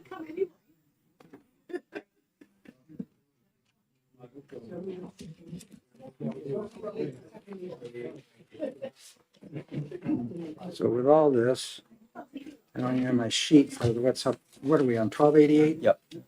This is Okay, you got it right there. It's buried now. Okay, I'd like to go ahead and start the last exec session for today. It's HB 1288, relative to establishing due process rights for students, student organizations, and faculty members facing disciplinary actions by the state institutions of higher learning. Look to Representative Belcher for a motion. Thank you, Mr. Chair. I would move on to pass. Is there a second? second. We have a motion made by Representative Belcher, ought to pass, and second by Representative Cordelli. Representative Belcher. Thank you, Mr. Chair. I would like to forward Amendment 2024/0332H and move ought to pass on the amendment. Is there a second to that? Second. Okay, I gotta find the amendment here. Do you have that amendment? Coming around. Is that amendment been shared? A couple days ago. 033. Let's see. And I need one for the record. What was the number on the amendment? 0332H. Okay. Right. Not today, Peggy. Does anyone have an extra one? Mike, do you have for the record? Do you have extra copies? I don't have extra on me. There was a ton the other day. I don't know what happened to them. Okay. Mark it down. Thank you. Now you have the street name. One word. Okay, so we have a motion made by Representative Belcher to move Amendment 0332H, is that correct? Yes, that's correct. Okay, that's one handed out yesterday. Who made that second on I the, did. Representative Cordelli? Representative Belcher. Thank you, Mr. Chair. So, based on some legitimate issues that were brought up during the hearing, we have made a number of changes to adjust this bill. Let's walk through and highlight some of these. So in the first part under disciplinary proceeding, we've removed reprimand from the definition. There was concern that that was too low a level at which to initiate due process protections, and we tend to agree with that. It would leave too much open, so we simply removed that. So it's only when there is movement to take action against a covered person that due process protections would then be applied. On line 9, we have added the definition of a criminal allegation, which will come into play. I'll describe on the next page exactly how that comes into play later. We have removed the probationary status from the definition under faculty member to make sure that this applies to everyone equally. Let's see here. No changes in 4. No changes in 5. 6, student organization. We have made adjustments to make clear that this only applies to student organizations that are in the process of application for adjudication or appeal. So it would not apply to student organizations that, for instance, were denied some time ago or anything of that nature.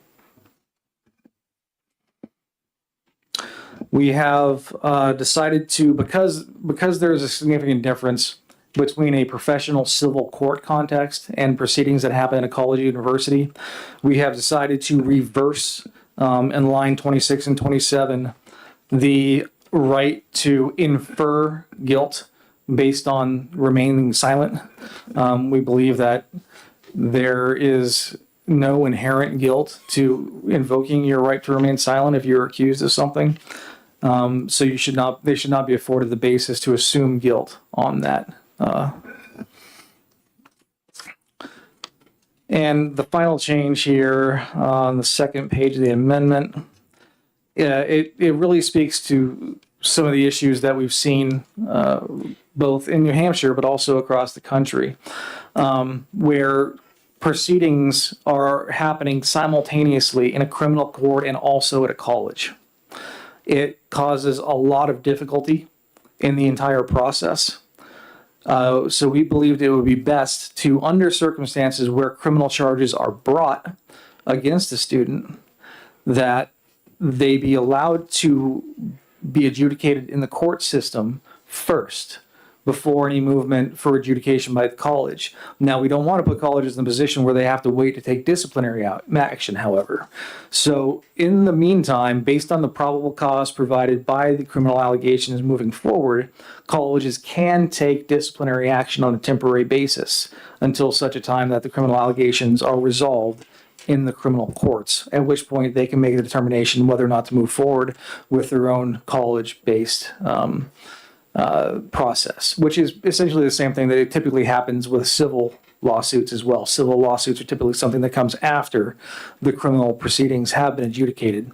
And as a part of this issue, when it comes to criminal charges, there was serious concern about the rules of evidence in a criminal court, and obviously with the background of Representative Lynn, he's kind of the expert in the matter.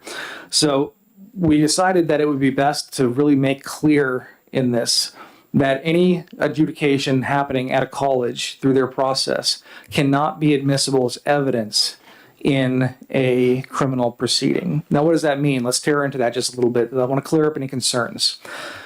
If a college is in a proceeding where they're attributing guilt or innocence to somebody for something, and there is a line of questioning in which they demonstrate that the party was guilty, and then based on that, they go ahead and they find them guilty and they move forward with discipline. Now, you would not be able to admit the finding of guilt in a criminal proceeding, but there would be no prohibition on utilizing that same line of questioning that led to the guilty verdict in a court of law. So you can pursue the same lines of evidence. You just can't admit the findings because they're not up to the level of a civil or criminal court when they're being done in a college. And I'll speak more broadly to the entire concept because most of the bill remains untouched by this amendment. Most of the bill is still there.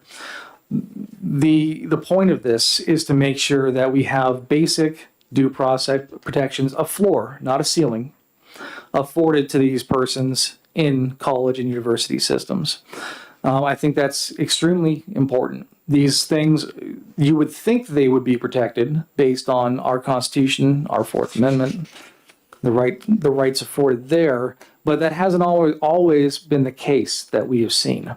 So we really want to make it explicit, make it clear that your fundamental due process protections do apply when you're being faced with something that could be life-changing, some kind of accusation in a college. I also want to make clear that while this touches of broad variety of subjects, it is not specific to any one subject within the broader field of discipline or allegations. This will apply equally to plagiarism or assault.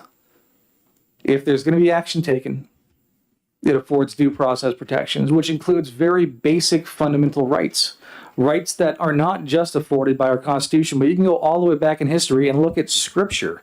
In Scripture, you will find things like the right to cross-examine and confront witness or an accuser.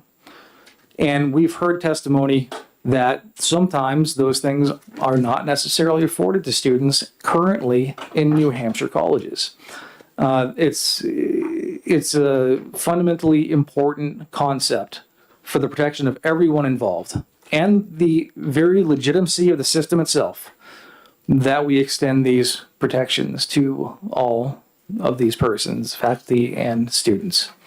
Thank you. Thank you very much. Representative Tanner?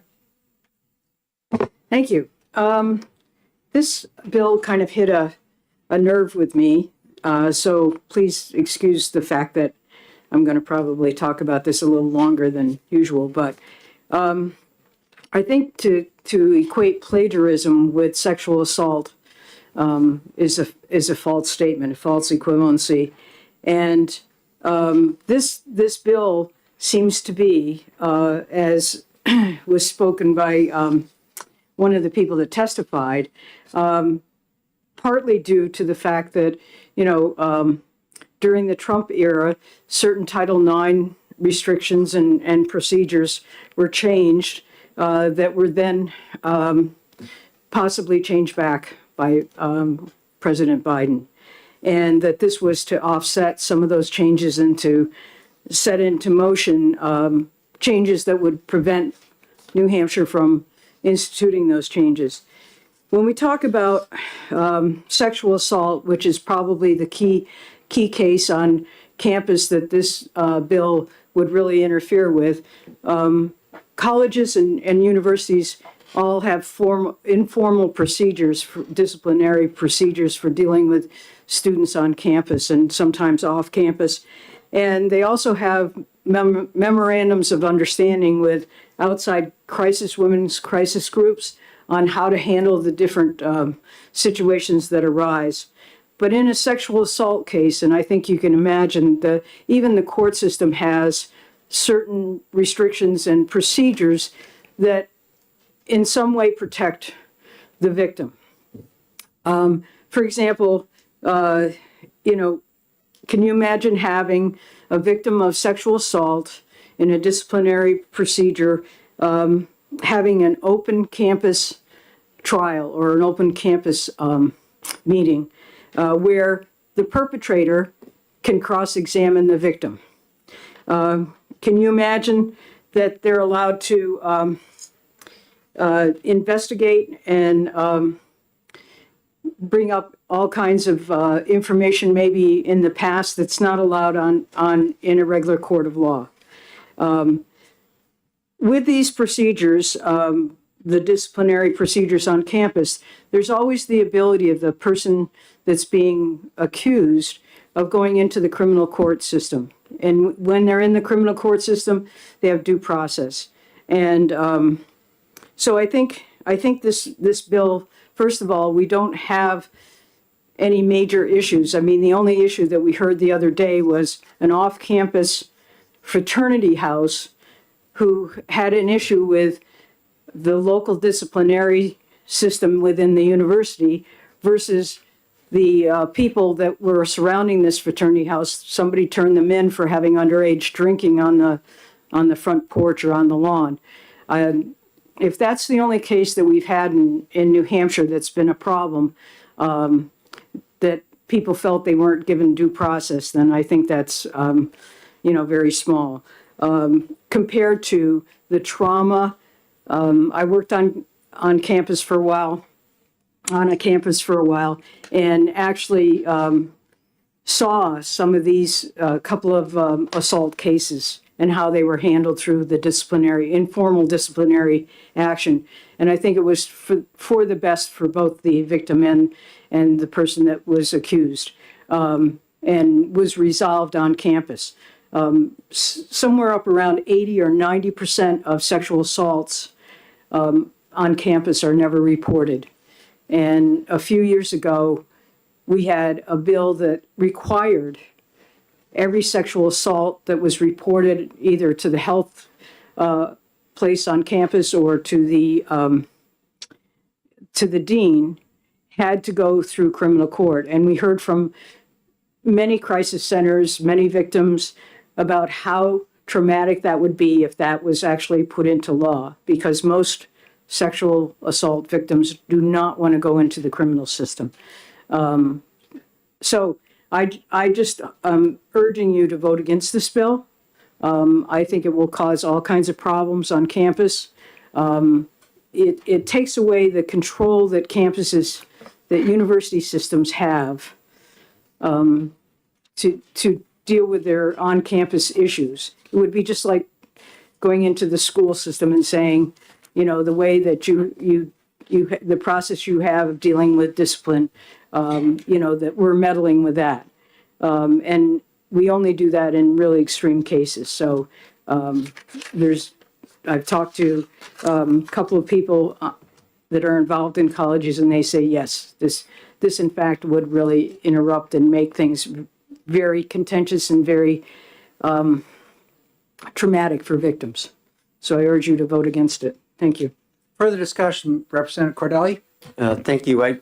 Just looking at the amendment, I don't see anything in the amendment that would touch on what the representative was just speaking about and concerned about.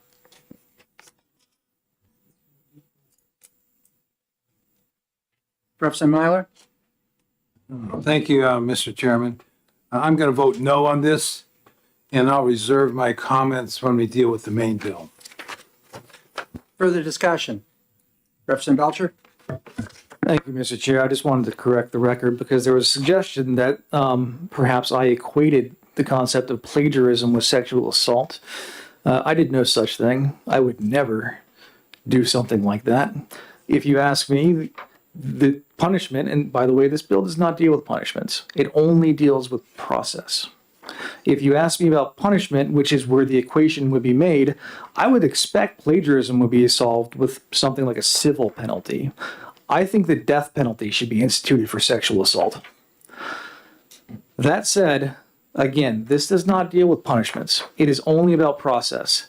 And while I hold those things to be true, I think both persons, when accused, should receive full due process protection, because that is how we, as a system, as a society, as a constitutional republic, adjudicate between guilt and innocence. We have to give people the chance, even if they are accused of something heinous.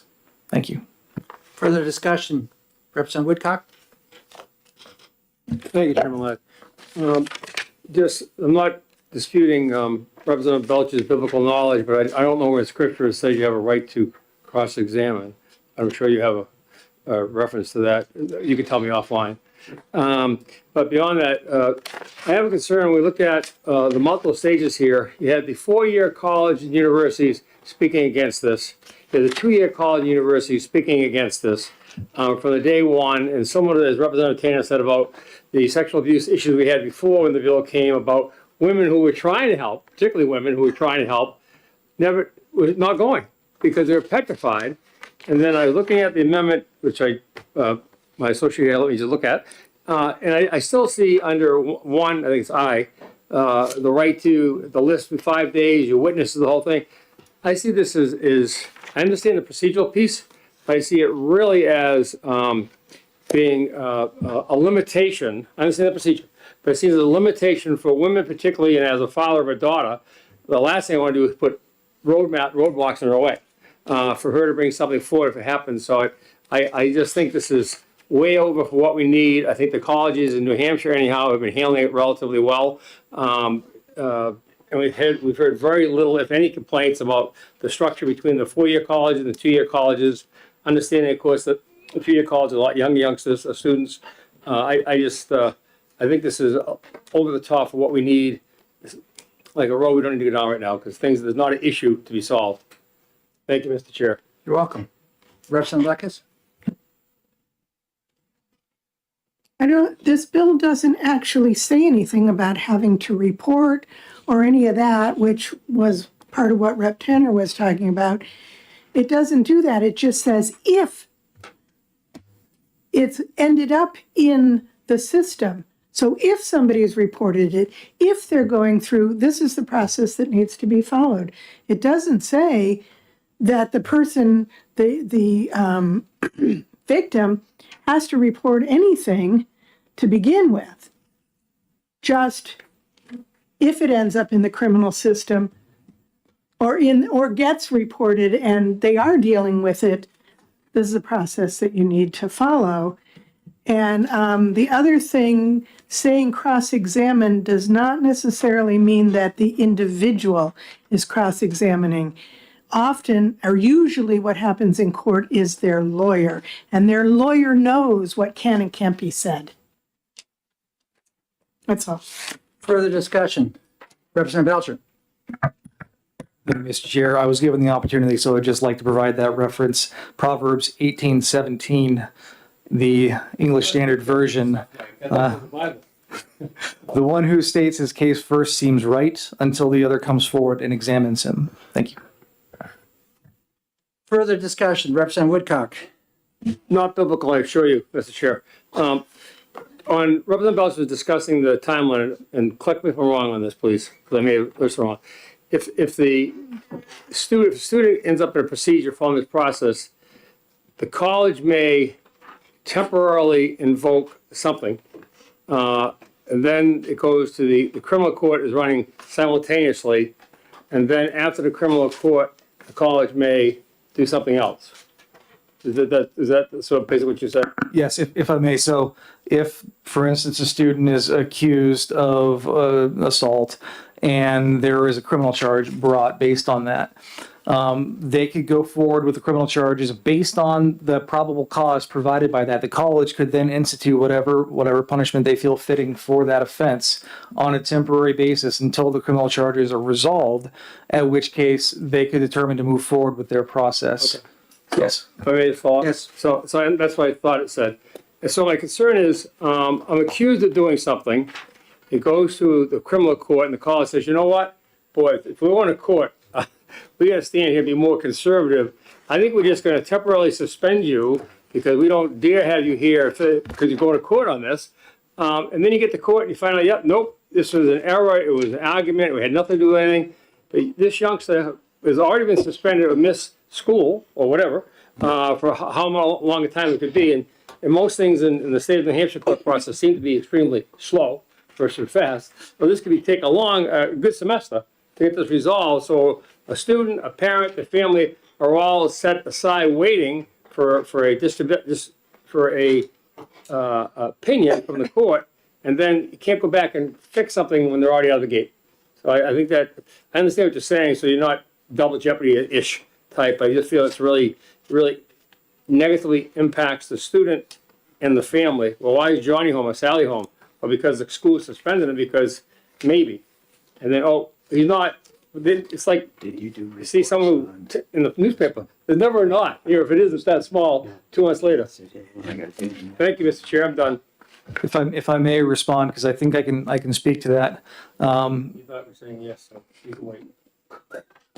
If I may, I'll respond to that. So there's no perfect solution, and that's why we have this system of due process in the first place. But what I can say is regarding criminal charges, if criminal charges are to be brought, first of all, there has to be an arrest, and arrest has to be based on reasonable articulable suspicion and probable cause. Then if charges are going to be brought within the prosecutor's code of ethics, they have to have a reasonable belief that they can get a guilty verdict on that. So it's not perfect, but it's good, and it's much better than what's currently in place.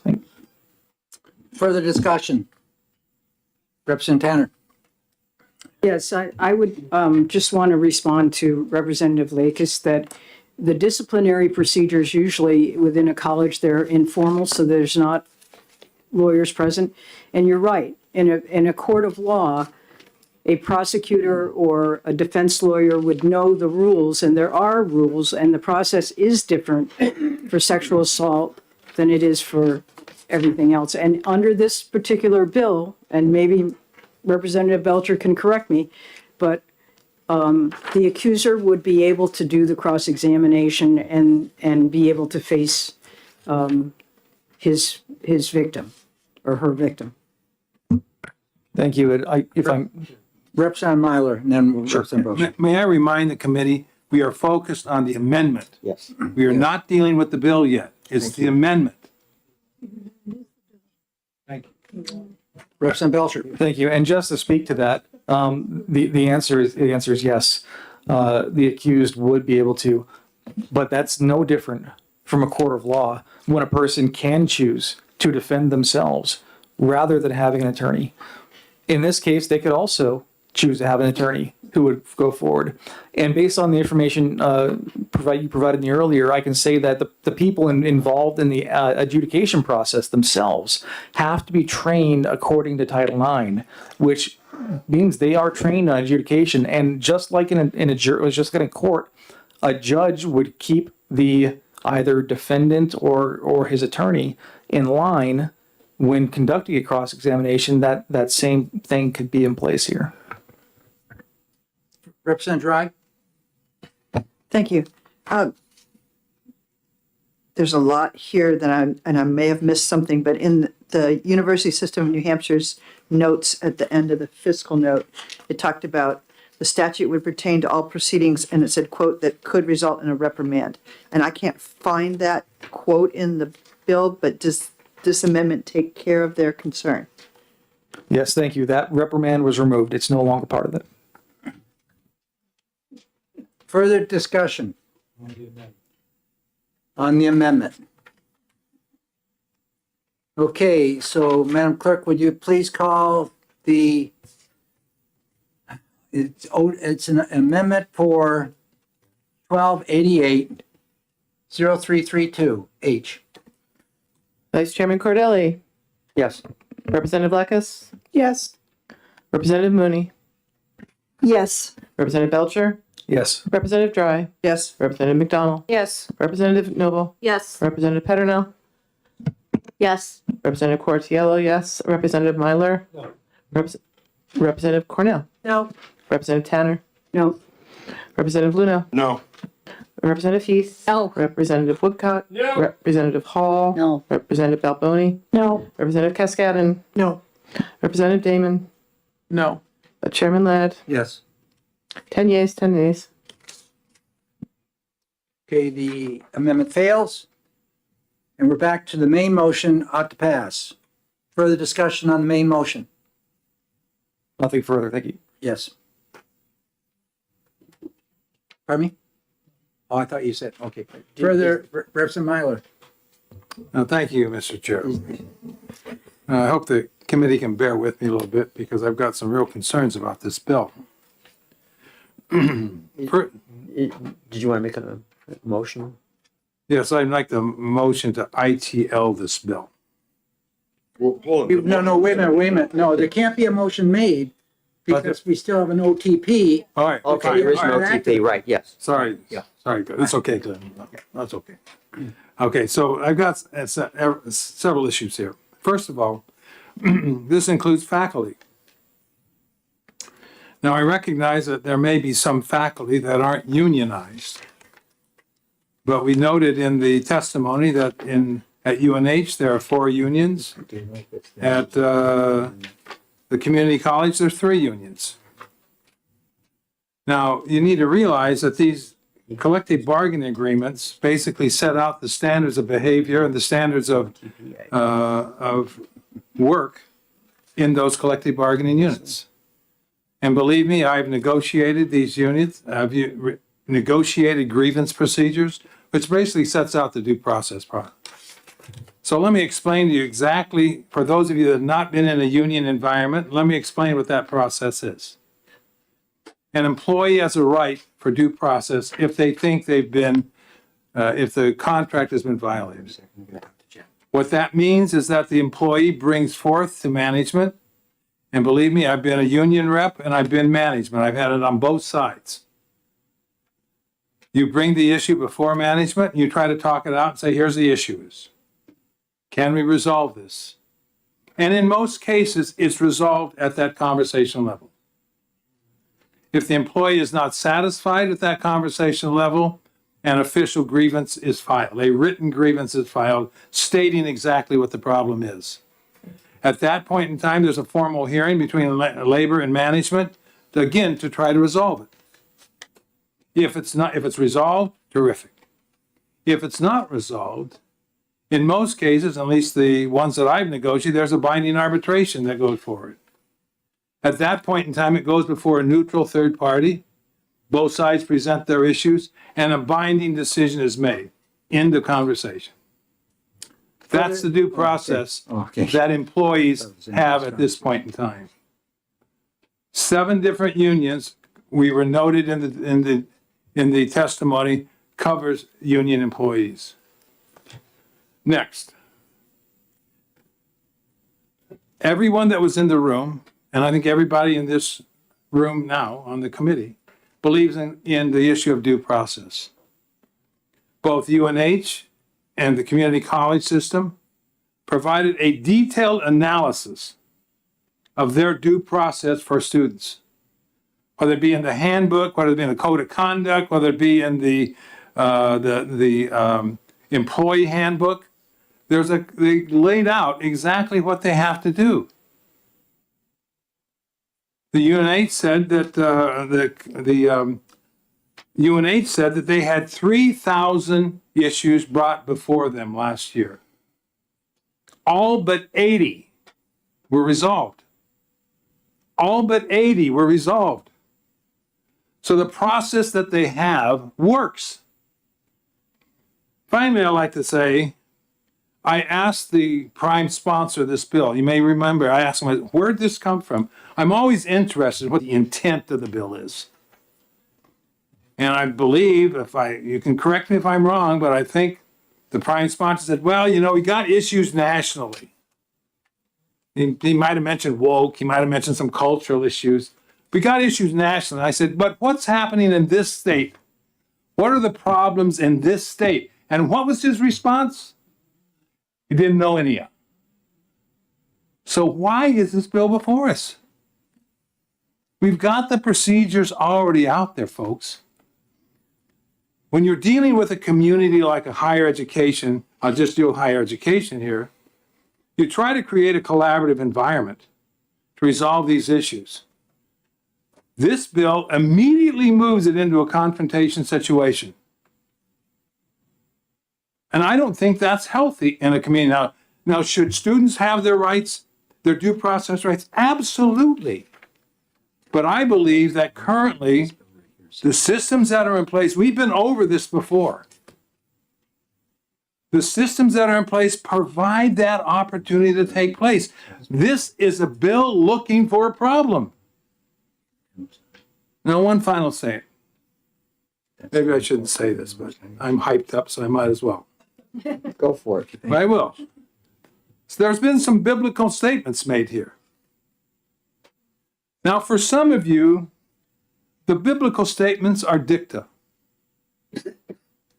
For some of us, it's a fictional story. So I would prefer, for my values, that we don't make those again.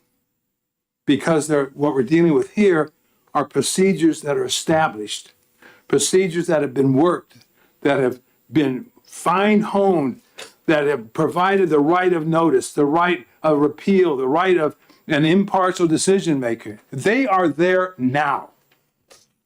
This bill is not necessary. Thank you for allowing me to vent my frustration. Thank you. Any further discussion? Representative Luno? Thank you very much, Mr. Chair, and I agree with everything Representative Myler has said, and I think during his questioning of the bill's prime sponsor, when it was clearly it came out that no, the prime sponsor was not aware of any significant or really any problems at all with respect to the due process proceedings in any of our community colleges or university system colleges, that really, for us to move forward with something like this, something that's going to cost the university system millions of dollars per the fiscal note to address, to have to redesign, readopt rules, going to the Board of Trustees to have those rules approved, retooling the code of conduct for students, for faculty, for visitors on campus, to relearn and reteach all of these rules and get the practices in place to employ these rules, is not only a giant distraction for two of the country's best and finest public systems for community colleges and universities, but it's a giant waste of time and it's a giant waste of money. We have students to educate. We have that come from all across the state and come from many other states and many other countries, and to completely upend and flip over these processes that touch every aspect of our colleges and universities systems and operations is just unbelievable. We would have to feel that we would have to know that something's going wrong. So I've been on the NHTI advisory board for the last 25 years. I think I'm probably pretty close to that. And I've chaired it for the last 4 or 5 years. And during that time, I have never, ever, ever heard of a single situation at NHTI, at any of our community colleges, and I'm also on a board at UNH. I've never, ever heard of any sort of situation where students' due process rights were violated. And I'm not saying that everything at our colleges, every infraction is minor. They're not. Representative Tanner, said that they're not. We've seen some infractions that not only resulted in sexual assault but also murder of an individual, and yes, that involved criminal proceedings, involved disciplinary proceedings on campus, and the university system got it right.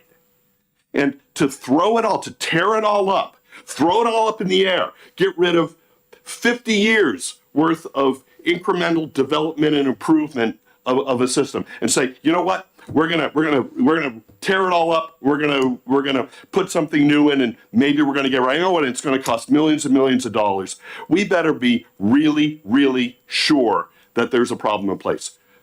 But there's no problem in place.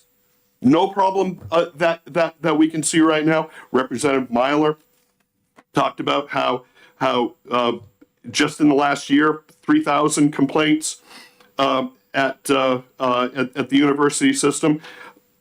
Almost all of those complaints were resolved without a hearing. 80 resulted in hearings. I presume those were resolved satisfactorily as well. But what we've got in place right now is working. And it's meeting the needs of our students, meeting the needs of faculty and staff, and meeting the needs of the families that our public colleges and universities serve. So to tear it all up at a cost of millions of dollars when there's no reason to do so, based on something that we have no idea what sort of disruption it's going to cause, is there are words to describe it. I'm not going to use those words here, but I would encourage everybody to vote against the ought to pass, vote for an ITL, and if we cannot do that, at least put it off for an interim study so that we can try to get an idea as to what these problems are. Because so far, everybody that's come before this committee with respect to this has had nothing to say about current problems or any rationale for this. Thank you, Mr. Chair. You're welcome. Is there any further discussion? Representative Cordelli. Thank you. I refer back to the testimony of Representative former Chief Justice Lynn in relation to tearing everything up and throwing it out. And that he pointed out on page 2, this is just the minimum process that would be put in place in order to protect the rights of the accused, but also of the victim. Both need protections. Further discussion? Representative Belcher. Thank you, Mr. Chair. I would echo Representative Cordelli's comments that this is just a floor. And if the college's own processes through collective bargaining or any other process are already at this level, not a thing need change. Beyond that, we've heard that there were no problems in New Hampshire, but I don't understand that, because we actually heard testimony of problems in New Hampshire regarding a lack of due process, uneven weights and measures being applied depending on the circumstances. And lastly, I would address the issue of scripture. People can think it's fiction. That's fine. But it does establish that the precedent of cross-examination, which was denied, we heard in testimony, in at least some cases, is thousands of years old in Western culture. Thousands of years old, that we've been doing this for that long. It's such a core part of our justice, our concept of due process, that we would allow for that to happen. And as to the request that I no longer ever cite scripture, I would kindly decline that request. Thank you. Further discussion? Representative Damon. I will be voting against this bill as one of those survivors of assault. I would not have wanted to follow up what happened to me with a due process procedure of this sort. The way that things are handled as described by UNH and community college people presently, their process, is what I experienced. And I think it is far more respectful of both the assailant and the victim than what is in this proposed legislation. Any further discussion from the committee? Okay, I don't see any further discussion from the committee. The motion is ought to pass. On 1288. Madam Clerk, would you please call the roll? Vice Chairman Cordelli. Yes. Representative Fleckus. Yes. Representative Mooney. Yes. Representative Belcher. Yes. Representative Dry. Yes. Representative McDonald. Yes. Representative Noble. Yes. Representative Peternell. Yes. Representative Cortiello. Yes. Representative Myler. No. Representative Cornell. No. Representative Tenner. No. Representative Luna. No. Representative Heath. Representative Heath, sorry. No. Representative Woodcock. No. Representative Hall. No. Representative Balboni, No. Representative Cascadden, No. Representative Damon, No. Chairman Ladd, Yes. 10 yeas, 10 nays. Yes. I'll second that. We have a motion on the table to ITL the bill, made by Representative Myler and seconded by Representative Luno. Representative Myler, do you have further I discussion? think enough's been said. Thank you. Representative Luno? Any further discussion from the committee? When you're ready. Vice Chairman Cordelli, No. Representative Lucas, No. Representative Mooney, No. Representative Belcher, No. Representative Dry, No. Representative McDonald, No. Representative Noble, No. Representative Peternell, No. Representative Cortiello, no. Representative Myler, Yes. Representative Cornell, Yes. Representative Tanner, Yes. Representative Luno, Yes. Representative Heath, Yes. Representative Woodcock, Yes. Representative Hall, Yes. Representative Balboni, Yes. Representative Cascadden, Yes. Representative Damon, Yes. Chairman Ladd, No. 10 yeas, 10 nays. Are there any further motions? Do you think there's a shot at interim study? We'll call a quick caucus.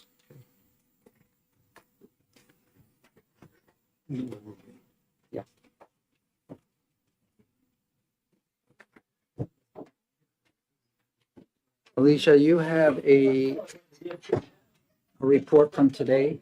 Yeah. Did you do that? Working on it. Okay, see, that's what I've been doing the whole time here too, working on things. Okay.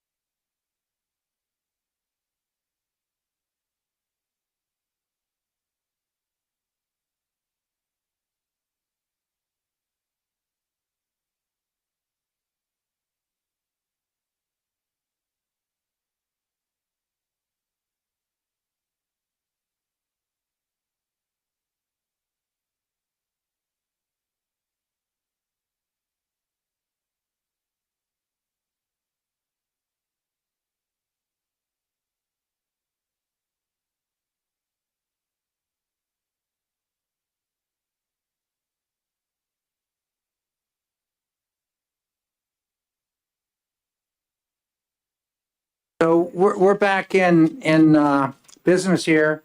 There is no desire to go forward with another motion interim study, so we got no recommendation on that last bill, 1288. That's where we stand. Those are OTP and those ITL. I'd like to remind folks that we need these reports right now.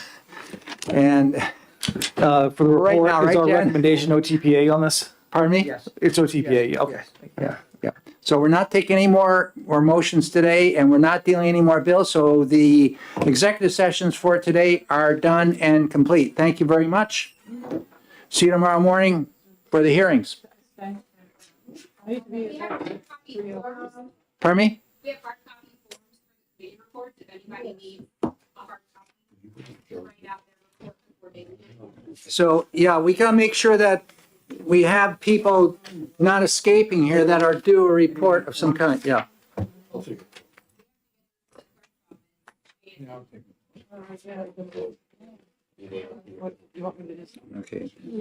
Anyone else need a form? Yeah, yeah. Forms for sale. Take this back and give it, Representative Dry, take this and give it to Jen. Here's one. I don't know if you want That's, is that from the 13th? Yeah, right. Okay, so it says the 13th. This is another